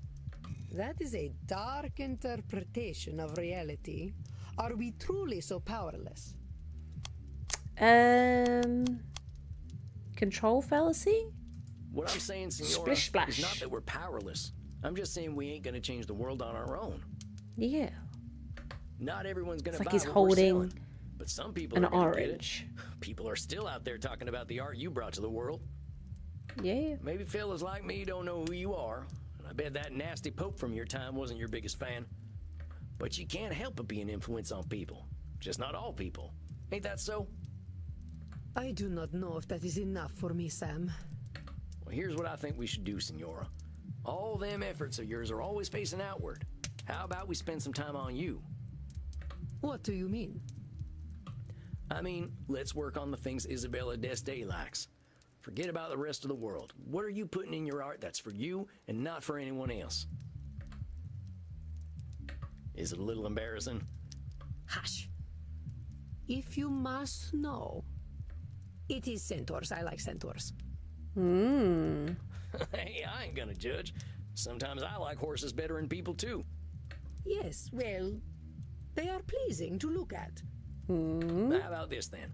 Why don't you pick up a brush and paint yourself up a centaur? I have not attempted to paint for centuries. This is just for you, Senora. No expectations. How's that sound? I cannot believe I revealed this thing to you. I'm glad you did. I'm a lucky fella. I get to know an Isabella D'Este no one else knows. And no one else will know, or I will make you suffer. Capiche? You got a deal, Senora. I'm here to be supportive, that's all. I hope that when you come back next month, we'll be having a nice conversation about you finding your muse. Yes, perhaps. Very well, Sam. I do not understand your ways, but I cannot deny you have a certain untamed wisdom. I shall attempt to paint a centaur. A centaur. This is not what I expected from therapy, but I shall do as you suggest. I shall see you in 4 weeks then. Arrivederci. Oh, yeah. See you soon, Senora. Arrivederci. Goodbye.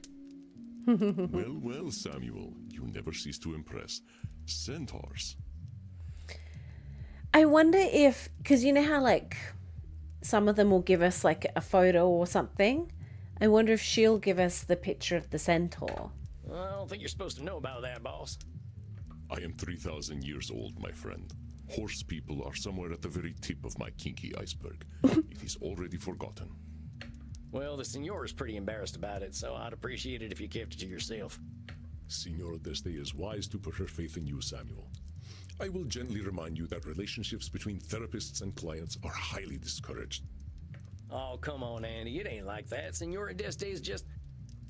You're messing with me.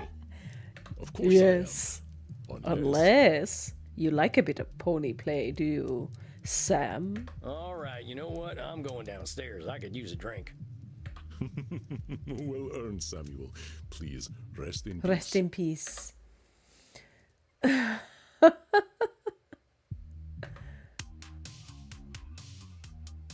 Poor Senora. That lady's holding on to a lot of anger. Reminds me of myself as a young vampire. Pretty hot in here tonight. I think I'll get some air. Maybe I can get to know Bert a little better. Bert. Hey, Bert. How's the crowd tonight? Bert. Same old, huh? So, Talk about sports, talk about the city, talk about the weather. Let's talk about the what do you city. think of Leipzig, Bert? Real fascinating architecture here. Hey, not everyone's into architecture, I get it. So what do you do for fun here? More of a homebody, I guess. Yeah, I'm a little introverted too. Spent 90 years walking in the woods, you know. Yeah, there's nothing I like better in nature. The trees, the plants, the animals. The cities just seem so dead at night. I can tell I'm interrupting. Well, nice talking to you anyway, Bert. I'm gonna head inside. Bert. Have fun, mate. Have fun, mate. Hey, Crimson, how's the crowd? Hey, cowboy. Bit busy tonight, but how'd your session go? Pretty well. Actually, it went worse because No, I think picking this them, lady's starting to I realize what disagreed she with a can't few, control, but whatever. Which is a lot. She's still mad as hell about it, but I think we're getting closer to acceptance. I know how she feels, cowboy. I feel like I wasted years of my life in D.C. trying to make the world a better place. But it sounds like you are making progress to me. She's got time to make her peace. That's what Andy says about you vampires. Yeah, that's true. We can take 40 years or 400, but that's up to us. Correct. In the meantime, Ooh. I'll whip something up for a hot summer night. What's this now? Blood margarita. Figured a hot-blooded desperado like you could use something cold. I do love margarita. Maybe not a blood margarita, a spicy margarita. I had one of those for the first time last year. And I can't believe I waited that long to have one. That's so good. Oh, mighty kind of you, I love me Crimson. a spicy I'll let you drink. get back to work and take this up to my coffin for a quiet night. Spicy hot chocolate. Love it. Spicy margarita. Love it. Other drinks with chili in it. Love it. A spicy Sam. woman. Probably because I've been kissed by Lucifer because I have ginger hair. Now let's see, what'll help me reflect on the night? Oh, not the Three Stooges. I think Hate there's it. something Omar Khayyam once wrote that I can look up. Oh, who? Or I could watch Buster Keaton almost get himself killed a bunch. I guess you could. Watch a man abusing himself for fun. And come see the drink experts. Yeah, but you sell it in bulk. I just want to have one drink at a bar. And I will. I often will when I go to a bar. There's a spicy drink. I usually have the spicy drink. Because I don't drink very often. So when I go out, it is usually a cocktail. Spicy rum. But spiced rum isn't like hot spice, is it? I mean, spicy rum is fun. In like a dark and stormy, spicy rum is fun. We'll read some poetry, I One of my guess. transcendentalist friends told me about this one. Sell I ain't too minis. good with poetry, but this piece always stuck with me. Okay. The moving finger writes, and having writ, moves on. The Moving Finger, name of a Agatha Christie novel. Nor all thy piety nor wit shall lure it back to Probably cancel half based a on line, this. nor all thy tears wash a word out of it. Funny how people in far-off places and times always had some similar perspectives. Omar's right. You can't change the past. Life moves forward. I think that's enough for one night. Better get me some shut-eye. Got the feeling my work's gonna get harder before it gets easier. Guess so. You have mango habanero tequila mini. Yeah, see, I don't know if I want that. I don't know. I would just prefer someone to make me a drink. I enjoy the whole lot, like the ambiance. Because I don't just want to drink a drink at home. Like sometimes I'll just drink a drink at home. But if it's a fancy spicy, yeah, like a fancy spicy cocktail, I want to have that at like a place. I want to have it at a place. I want to be dressed up. I want to have banter with the mixologist. I want the boom, boom, boom, boom. Ready? We're about to start it. I want this kind of music in the background. There we go. That's what I want. Samuel, greetings. How are you feeling tonight? I want to be with my friends. A place I went to recently. Well, no, I say recently. It's was it summer? I think it was in summer. So over 6 months ago was the Fat Controller in the city. I really enjoyed that. Train themed bar. Who doesn't love a train themed bar? Not me. I love it. Anyway, back to the game. We'll play one more thing and then I think we'll call it for tonight. I think we deserve an early one after last night. Part of me is like going, oh, do we have like one more session left for everyone as well? Like, do we get 4 sessions per person? I'll look that up outside the game, and if that's the case, we will play a version 3 because I'd like to kind of finish some of them. Honestly, if that's what we do. Like a horse who's about to be ridden by a big old fella. What? That took a turn. I am not certain I comprehend your meaning. Have you met a special someone, my friend? Ruby, welcome. What? No, it ain't that. I mean, I'm feeling a little on edge. Edmund's coming in. Oh, the actor. Ah, our actor friend. What about him has you nervous, Sam? Trying to cope with life. Girl, we all are. But if you're a teenager, it's the hardest. Honestly, I'm going to say, if any of my followers are teenagers and you're struggling with life, being a teenager is some of the hardest times. It is a time I would never go back to, being a teenager. It is, you're working out who you are. Oh, this is the right time to mention it. We're in a therapy game. You're trying to work out who you are.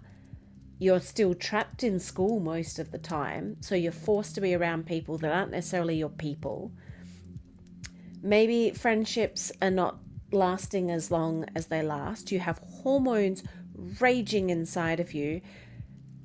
Your brain works so differently to a child's brain and an adult's brain. And none of us remember what it was like being a teenager as adults, really.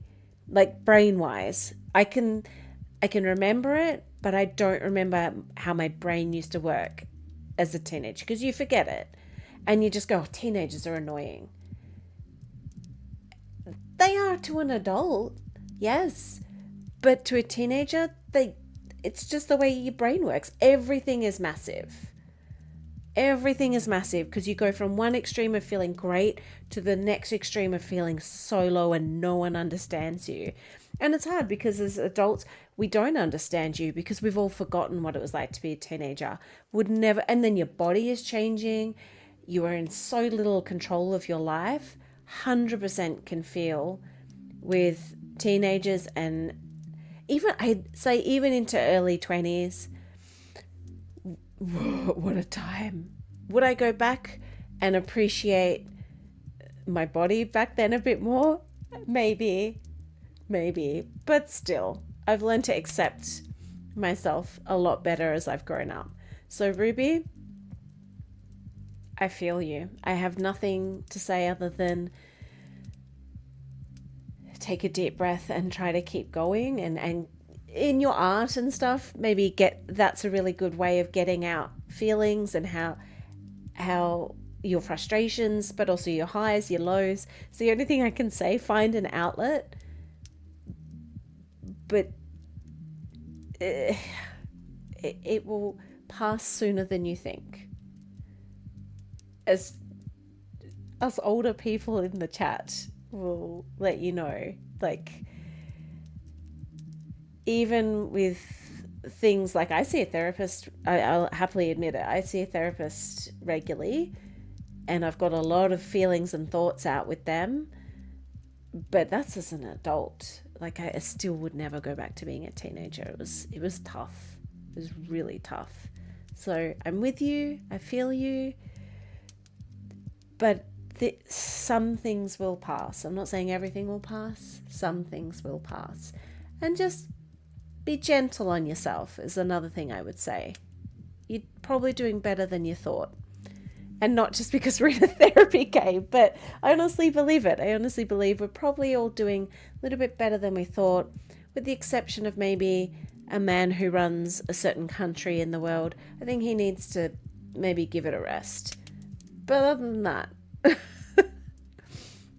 back to the game. He's just a lot to deal with. I find myself a little drained after our sessions.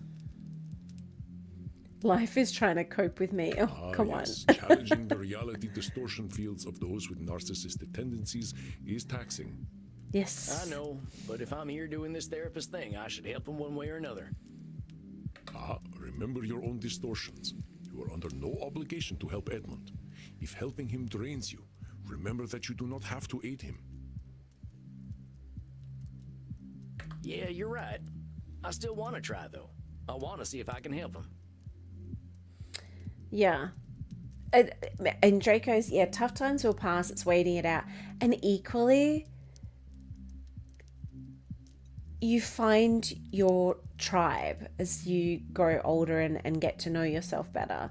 You find your people that you want to be around. And once you've but once you've finished high school and things like that, it makes it a lot easier. You're not forced to be around, other than work.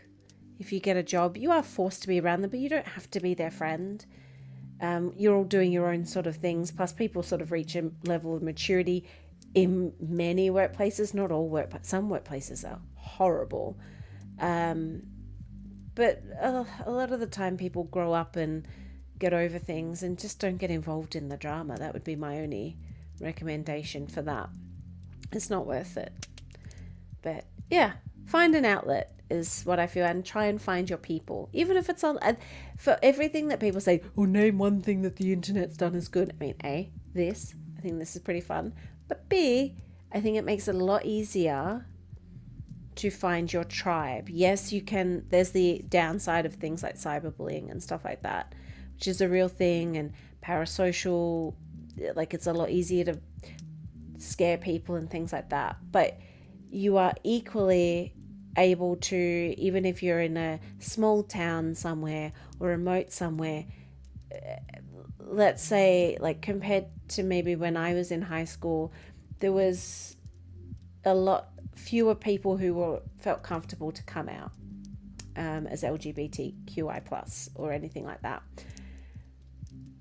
To have the internet and to be able to talk to people that weren't creeps on, like, creepy adults, but were more like people your age, and be like, yeah, this is who I am, this is who we are, and to be like, oh, I'm not alone, that'd be such a good feeling. So find your people. That's all I would say. Anyway, I shall not stand in your way then. I guess this is the kind of game to have that chat.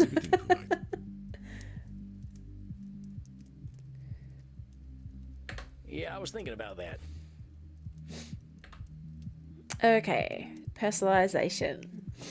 Let's go into mind reading, blaming, always right, because they're just fun new ones. What one do we want to have for old keen as mustard here. Disqualifying the positive, labeling, Nosferatu thinking, emotional reasoning, overgeneralization, should statements, control fallacy.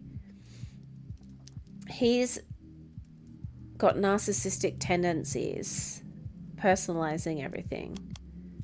Labeling, do we want to try that one?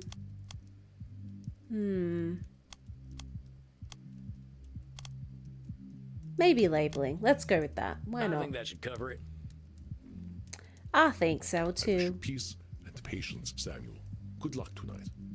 Thanks, Andy. Edmund, amigo, how's it hanging? To the left and most proudly, my dear boy.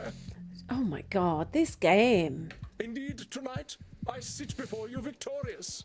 Thy gentle prodding hath guided me back to the womb of creation. Edmund. Do I want you to spell that out for me? The stage, good sir, the stage. For if all the world's a stage, then the stage is where humanity is born.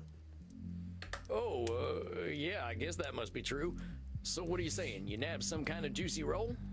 Not just any role. Nay, I have been given the opportunity to once again subvert the audience's expectations.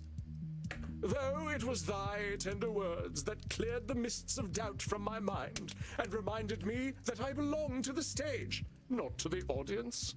Well, I'm glad to hear that, Eddie. Tell me all about it. What's been going on?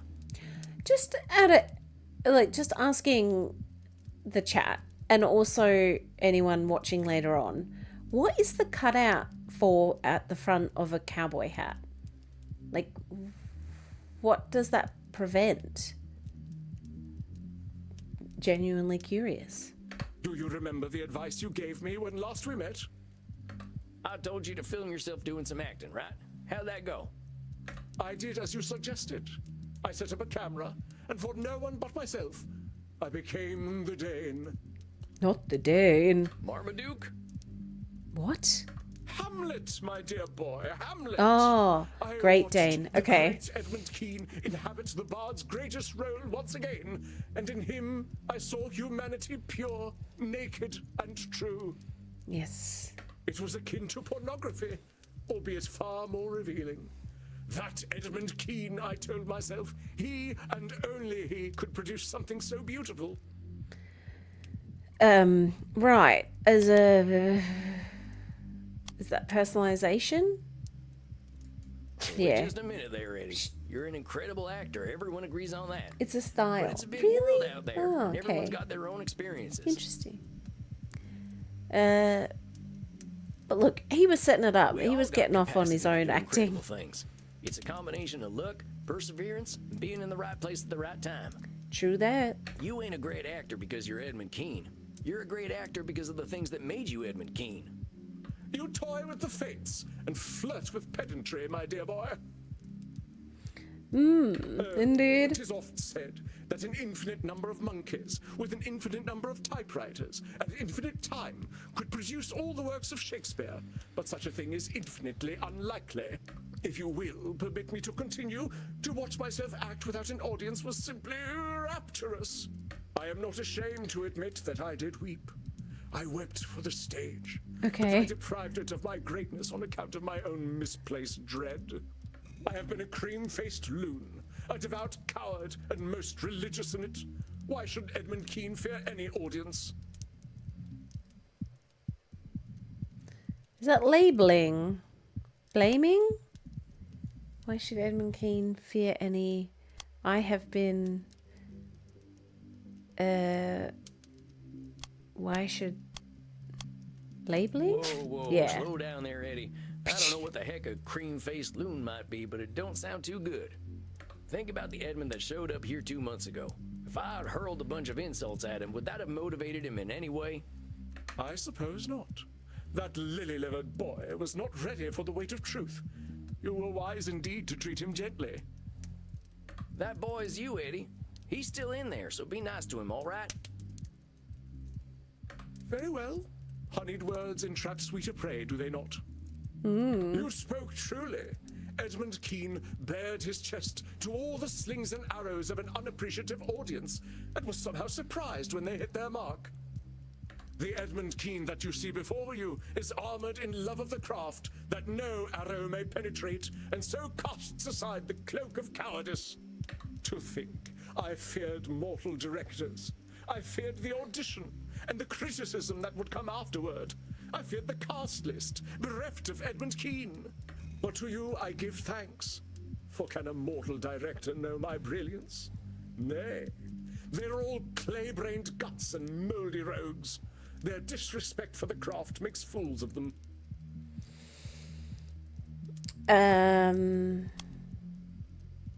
Well, that's labeling, isn't it? Hey, what's that labeling doing for you? If you don't respect directors, why do you think they're going to respect you? Because I am worthy of respect. I create. They merely push the chess pieces on the board. Oh, come on my now. old buddy John used to say, respect given is respect earned. Yeah. Maybe them directors would be bigger fans of yours if you didn't If you call didn't them need names. directors, they wouldn't exist, right? Perhaps 'tis so. But they should know my value. I know in my damned soul that the stage is worse off without Edmund Keene, and nothing any mortal director can say will disabuse me of this. Ergo, I did ask myself, Edmund, what is an audition? Is it a trial to overcome? Is a director a god dispensing holy judgment? And I replied, Edmund, do not ask such foolish questions, the answers to which thou knowest well. An audition, my dear boy, is not an opportunity, but an invitation to display the craft before another. So I told myself, why not act, dear boy? And so I did. So you did an audition, all right, that's great. Did you have fun with it? You speak so simply, my friend. Fun does not adequately describe the feeling one has when the muse takes over.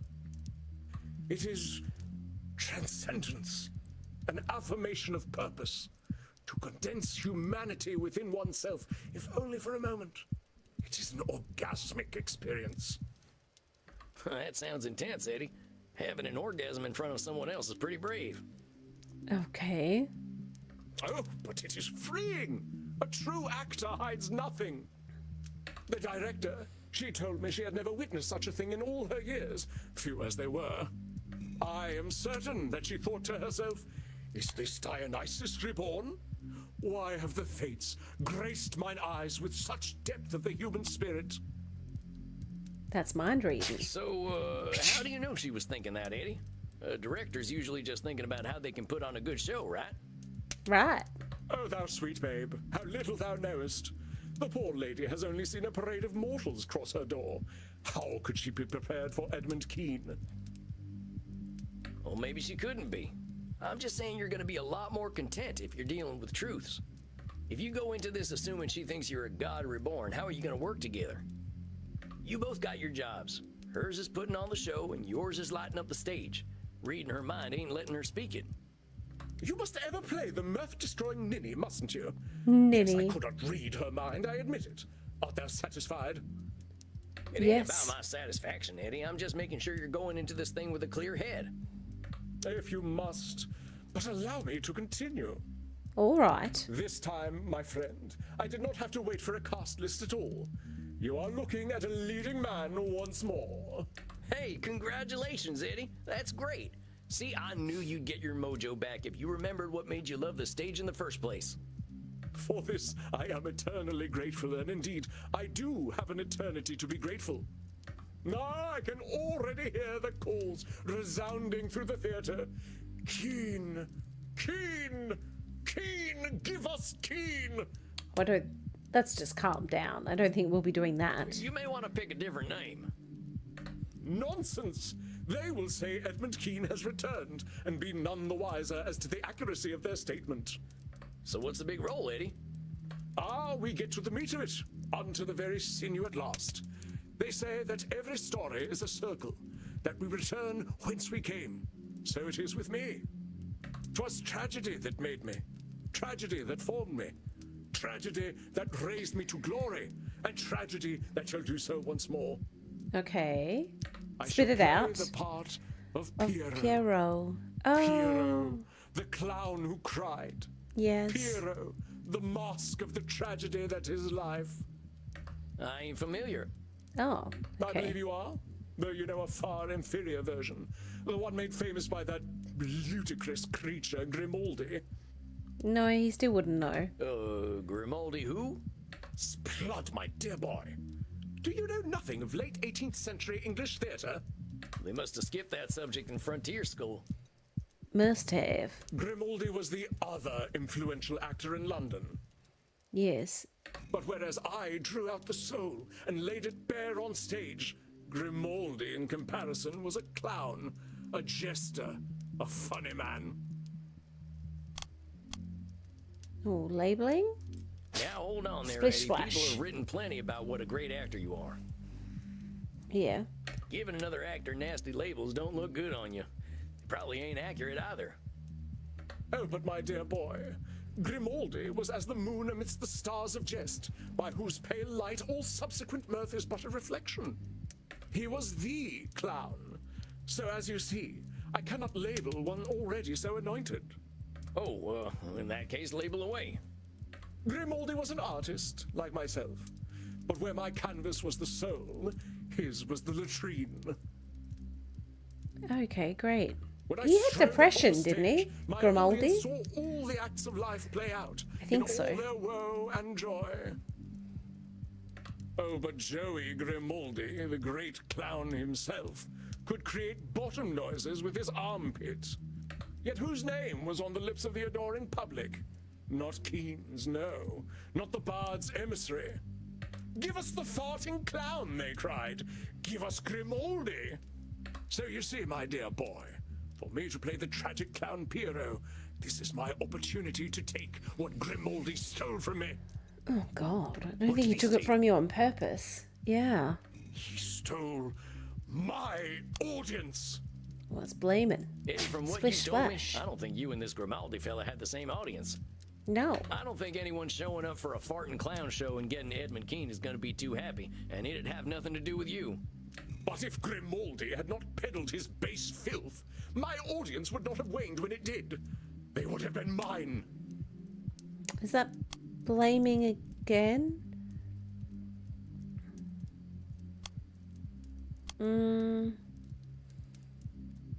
It's not that. Eddie, I Blaming. think you're blaming Yeah. Grimaldi for something that wasn't in his control. Yep. Was Grimaldi really trying to steal your audience, or was he just selling something they were buying? Of course he was jealous. Why would he not be? If I were a middling actor and saw a young genius rising in the ranks of the thespian order, I would be much afeard of him. Well, that's some mind reading, I think. Yeah, that's your thinking, Eddie, not Grimaldi's. You can't know what he was thinking. Then you are a fool indeed, dear boy. For Grimaldi was the middling actor and I the young genius. It is my insight into character that allows me to see his mind. Grimaldi wasn't a character, though, Eddie. He was a person. People are real complicated.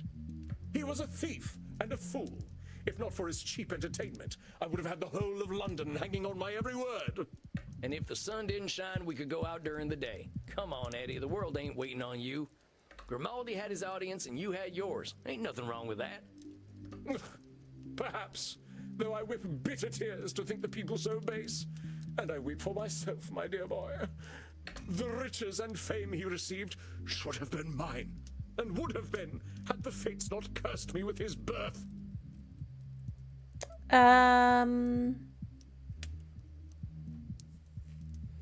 Is that blaming again, or is that personalization?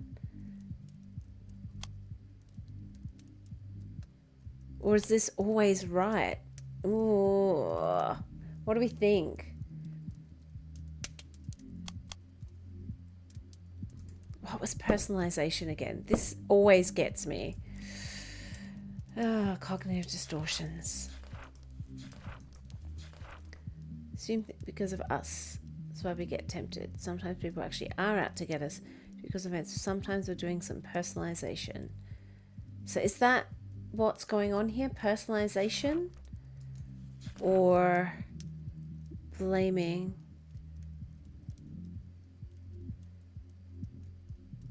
I'm wondering if it's blaming. It's still... Yeah.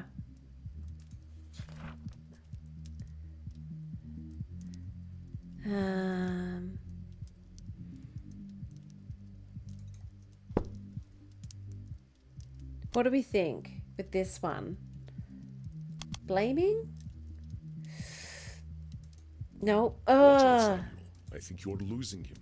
Edmund truly cannot see a universe. Okay. Then The fates cursed you with personalization. Grimaldi's Oh, my birth. second I don't one. think baby Grimaldi was thinking too much about you, my friend.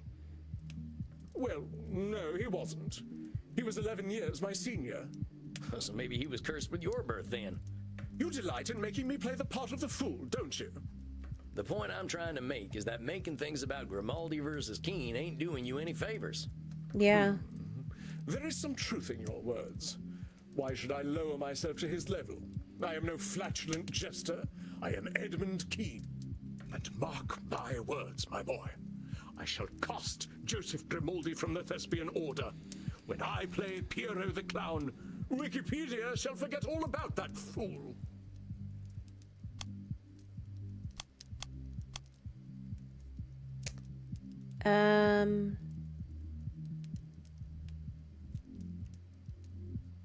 Is that always right? No. Okay. Now Edmund believes he can change humanity's interpretation of history. This is a bit of a... And mark my words. No. Now Edmund... And mark my words. Oh, Now fucked Edmund if I believes he know. can change humanity's... And mark my words. No. Now Edmund believes he can change humanity's... Labeling. Mark my words. Labeling. I shall... Just a sec there, Eddie. If Grimaldi is just a fool, you ain't taking his influence seriously. Oh, a fool. But he literally was paid to be a fool. Ah! Okay, well. Reductive labels ain't gonna do much for you, compadre. Your words hold a mote of wisdom. Very well. I shall redouble my efforts to ensure my audience knows Grimaldi was a mere fool. You see, my dear boy, I have already calculated my triumphant return to the stage. Every Right. move, every word, every expression shall be unassailable. You see, Edmund Keen is never wrong about matters of character. Always right. I'm glad to hear That your one's confidence, easy. Eddie. Thank But I God. just want to give you a word or two of caution. Acting's all about humanity, not just Eddie Keen, right? If you don't give yourself a little room to bend, your audience might not see themselves in you. Yeah. Let them dream their filthy little dreams. If my body is that which draws them in before I spring the theatrical trap, I care not. I didn't mean that. I just meant that you're drawing some hard boundaries acting-wise. Giving yourself some middle ground ain't a bad thing. I know you play your part, therapist, as I must play mine. I have heard your cautions. They need not be repeated. Indeed, I doubt our meetings will be necessary any longer. I must confess to some strong misgivings about you, therapist. There are times when we speak that I feel exposed, diminutive, and weak, and I can only conclude from those feelings that you are trying to hurt me. That's mind reading. How do you know I'm trying to hurt you, Eddie? Actor's intuition. The heart knows what the head doth not. But the heart ain't always right, Eddie. I'm asking you what your head knows. How do Yeah. you know I'm trying to hurt you? I find thy mental games tiresome, therapist. Therapist. Regardless, opening night is a month from now. I doubt you shall see me again, for I shall not need your services. The public thought they knew what a clown was. In a month's time, they will forget Grimaldi and Bozo, and only Keen's clown will remain. Oh, mate. Therefore, why shall I need you? When I have the public's love that I am due, what need will I have for a therapist?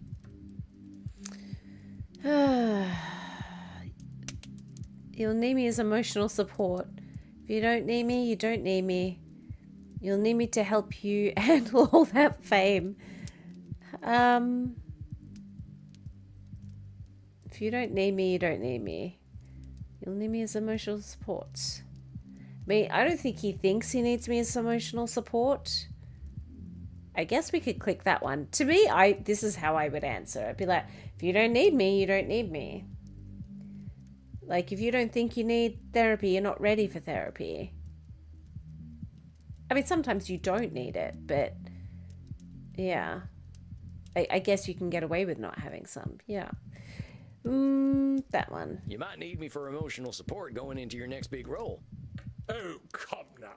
I am now reconnected with my muse. I have all the support I need from him. I don't think you've told me about them yet. Who's your muse, Eddie? Me. Why, it is I, of course. Could have picked that. I should have guessed. Do you Yeah. have any final words of wisdom for me then, dear boy? Theatre has lost its popularity because of my absence. When the public takes notice of Edmund Keane once again, how might I prepare myself?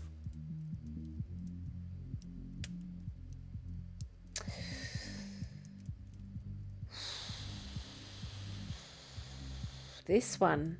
Theatre has lost its popularity because of my absence. I'm like, this is an always right statement. When the public takes notice of Edmund Keane once again, how might I prepare myself? Is that personalization though? Yeah. I just want Splish to remind you, splash. Eddie, that even if you give the greatest performance of all time, people ain't waiting for you. Think about how you felt when you were acting for yourself and not for the audience. Your most important audience member is you, compadre. Ever the nemesis of mirth art thou, Sam Walls. But there is a little wisdom in what you speak. I shall remember Edmund Keane. I suppose then that this is goodbye, dear boy. You sure you don't want me to keep your session slot open for next month? There is no need. As you are so eager to help others, please do so, and worry not for Edmund Keane. Tell Okay. you what, I'll keep it open just this once. I'll take the night off if you don't show up. Sound good? Then I beg you enjoy a night of simple peace. You shall not see me. I give you thanks, and please, send me a V-mail. I shall arrange theatre tickets for you if you are ever in London. Theatre.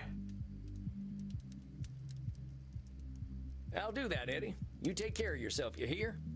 All right. I shall be Edmund Keane's greatest advocate. Farewell, therapist. May fortune favor you as it has me. Adios, Eddie. Adios. Well, Samuel, it seems you are down one client.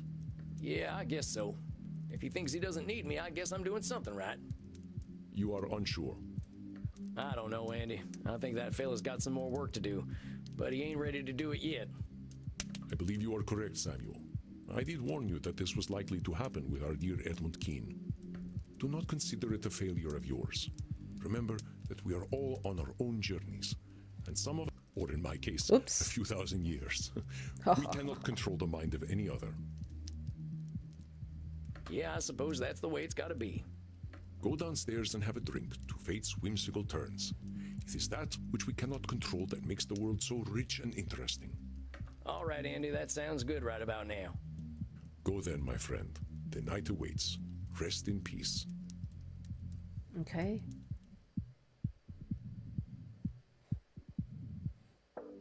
I reckon he's gonna crash and burn, Well, that was a weird one. and then he Guess it will be always back. is with Edmund. Half the time, I can't make heads or tails of what that feller's saying. I'll go check in with Crimson and see if she's got any of her wisdom to share. Crimson. How we Alright, doing here tonight, she Crimson? is, looking gorgeous as always. The drinks are flowing and the blood's pumping. Can't ask for more than that. How are you, That Sam? hair, she's got the coolest hair. Well, I had my first client graduate. They quit therapy today. Congratulations, cowboy. Helped a vampire see the light, huh? How do you feel about it? Poorly. I swear this fella's just doubling down on the stuff that's making him unbalanced. He thinks he's gonna make the whole world admire him. I'm afraid he ain't nearly born enough for mass appeal. Sorry to hear it, Sam. I'm sure he must have gotten something out of talking to you, though. Well, even if not everyone loves what he's doing, at least he's doing what he loves. Yeah. Hey, I'd call that a win, cowboy. Not everyone gets to do what they love. Sounds like you got some feelings about that. All right, I'm gonna let you in on a big, dark secret. Ooh. Maybe even darker than the fact that I drink blood. I'll hold it Ooh. with high honor, Crimson. I liked being a lawyer. Blasphemy. Oh, you're right. That is dark. Oh, shut up. I was good, Sam. I fought the good fight, and I knew case law like the back of my hand. The law just moved too slowly for me in the end, and getting cancer made it seem meaningless. Now, I love this place, and I love Andy, but I know I wasn't born to bartend. Couldn't you practice law in Germany? You try learning German and tell me how it goes, Desperado. Yeah. Oh, come on, it ain't that hard. I picked up some German already.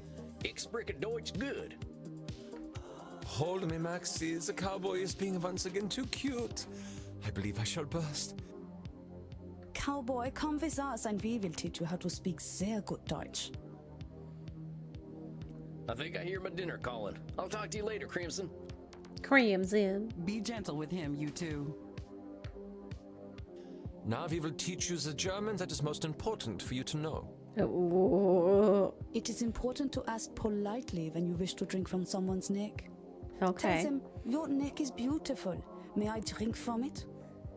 Ihr Hals ist wunderschön. Darf ich von Wunderschön. Ihnen trinken? Okay. Now ask Reinhard if he will let you drink from his neck. It is very important to get the declensions correct in German. Are we speaking High German? Ihr Hals ist wunderschön. Darf ich von Ihnen trinken? And this is closest. Drinke. Your halls is wunderschön. Darf ich von Ihnen drinken? Oh, meine Mein Ohren. Ohren. You have made my boyfriend Ohren. sad, cowboy. Now you must drink from his neck to make him feel better. Oh, here we go again. Oh, Maxie. Now I'm feeling very disoriented and euphoric. Oh, so I've done many club drugs. Not the club drugs. I will take you home, Knutkugel. Now what do you say, Knutkugel. cowboy? Oh, Dankeschön. Dankeschön. And you'd say Gott Nacht. Dankeschön, sexy. We Yeah. must practice together so. I must take this hot little man home now. Tschüss, tschüss. Tschüss, tschüss. Oh, yeah, see you later, you two. Well, it's about time for some shut-eye anyway. All right.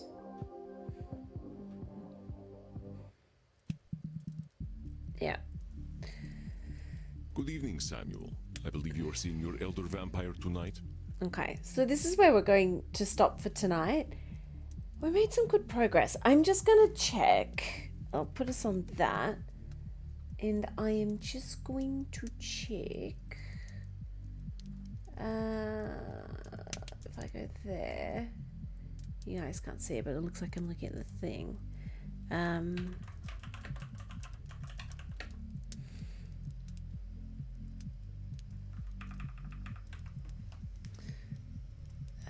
How many times do we see each person?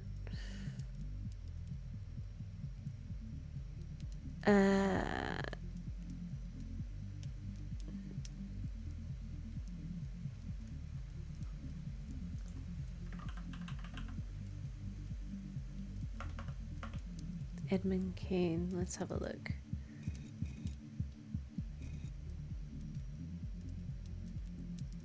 Oh, there's a wiki. There is a wiki.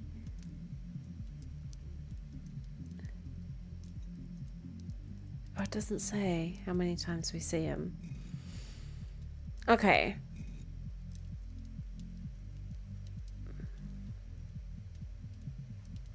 Well, okay, so we'll work out. I'll work out before the next one how many times we see them, because if we see them more than 4 times, this is where we're going to end it. And if you want to keep going, then I would recommend getting the game yourself and playing it yourself. If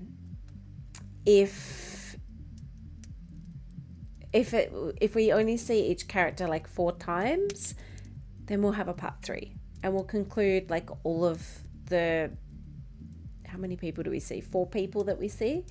We'll conclude that and finish like, I guess, their sort of stories. I mean, not that you normally would do 4 sessions of therapy and go, I'm healed. But yeah, if that's how the game goes, then great, let's do that.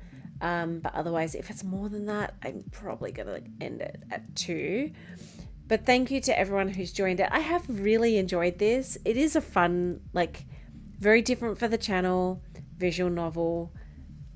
yeah, it's an interesting one. It's a chill one where I just get to sit back and do nothing, I guess, other than have a massive chat in the middle of it. Next week, I have to check my calendar because I do have a wedding coming up in August. And I need to double check, not my own, of course, but I have to check when it is because I obviously won't be streaming that night. But if it's not next week, we have the Friday and Saturday night. We'll probably pick up Amori, one of those, because I am keen to keep going with that one. And then we'll probably play another new one, I think. Yeah, so just a quick thank you to everyone again.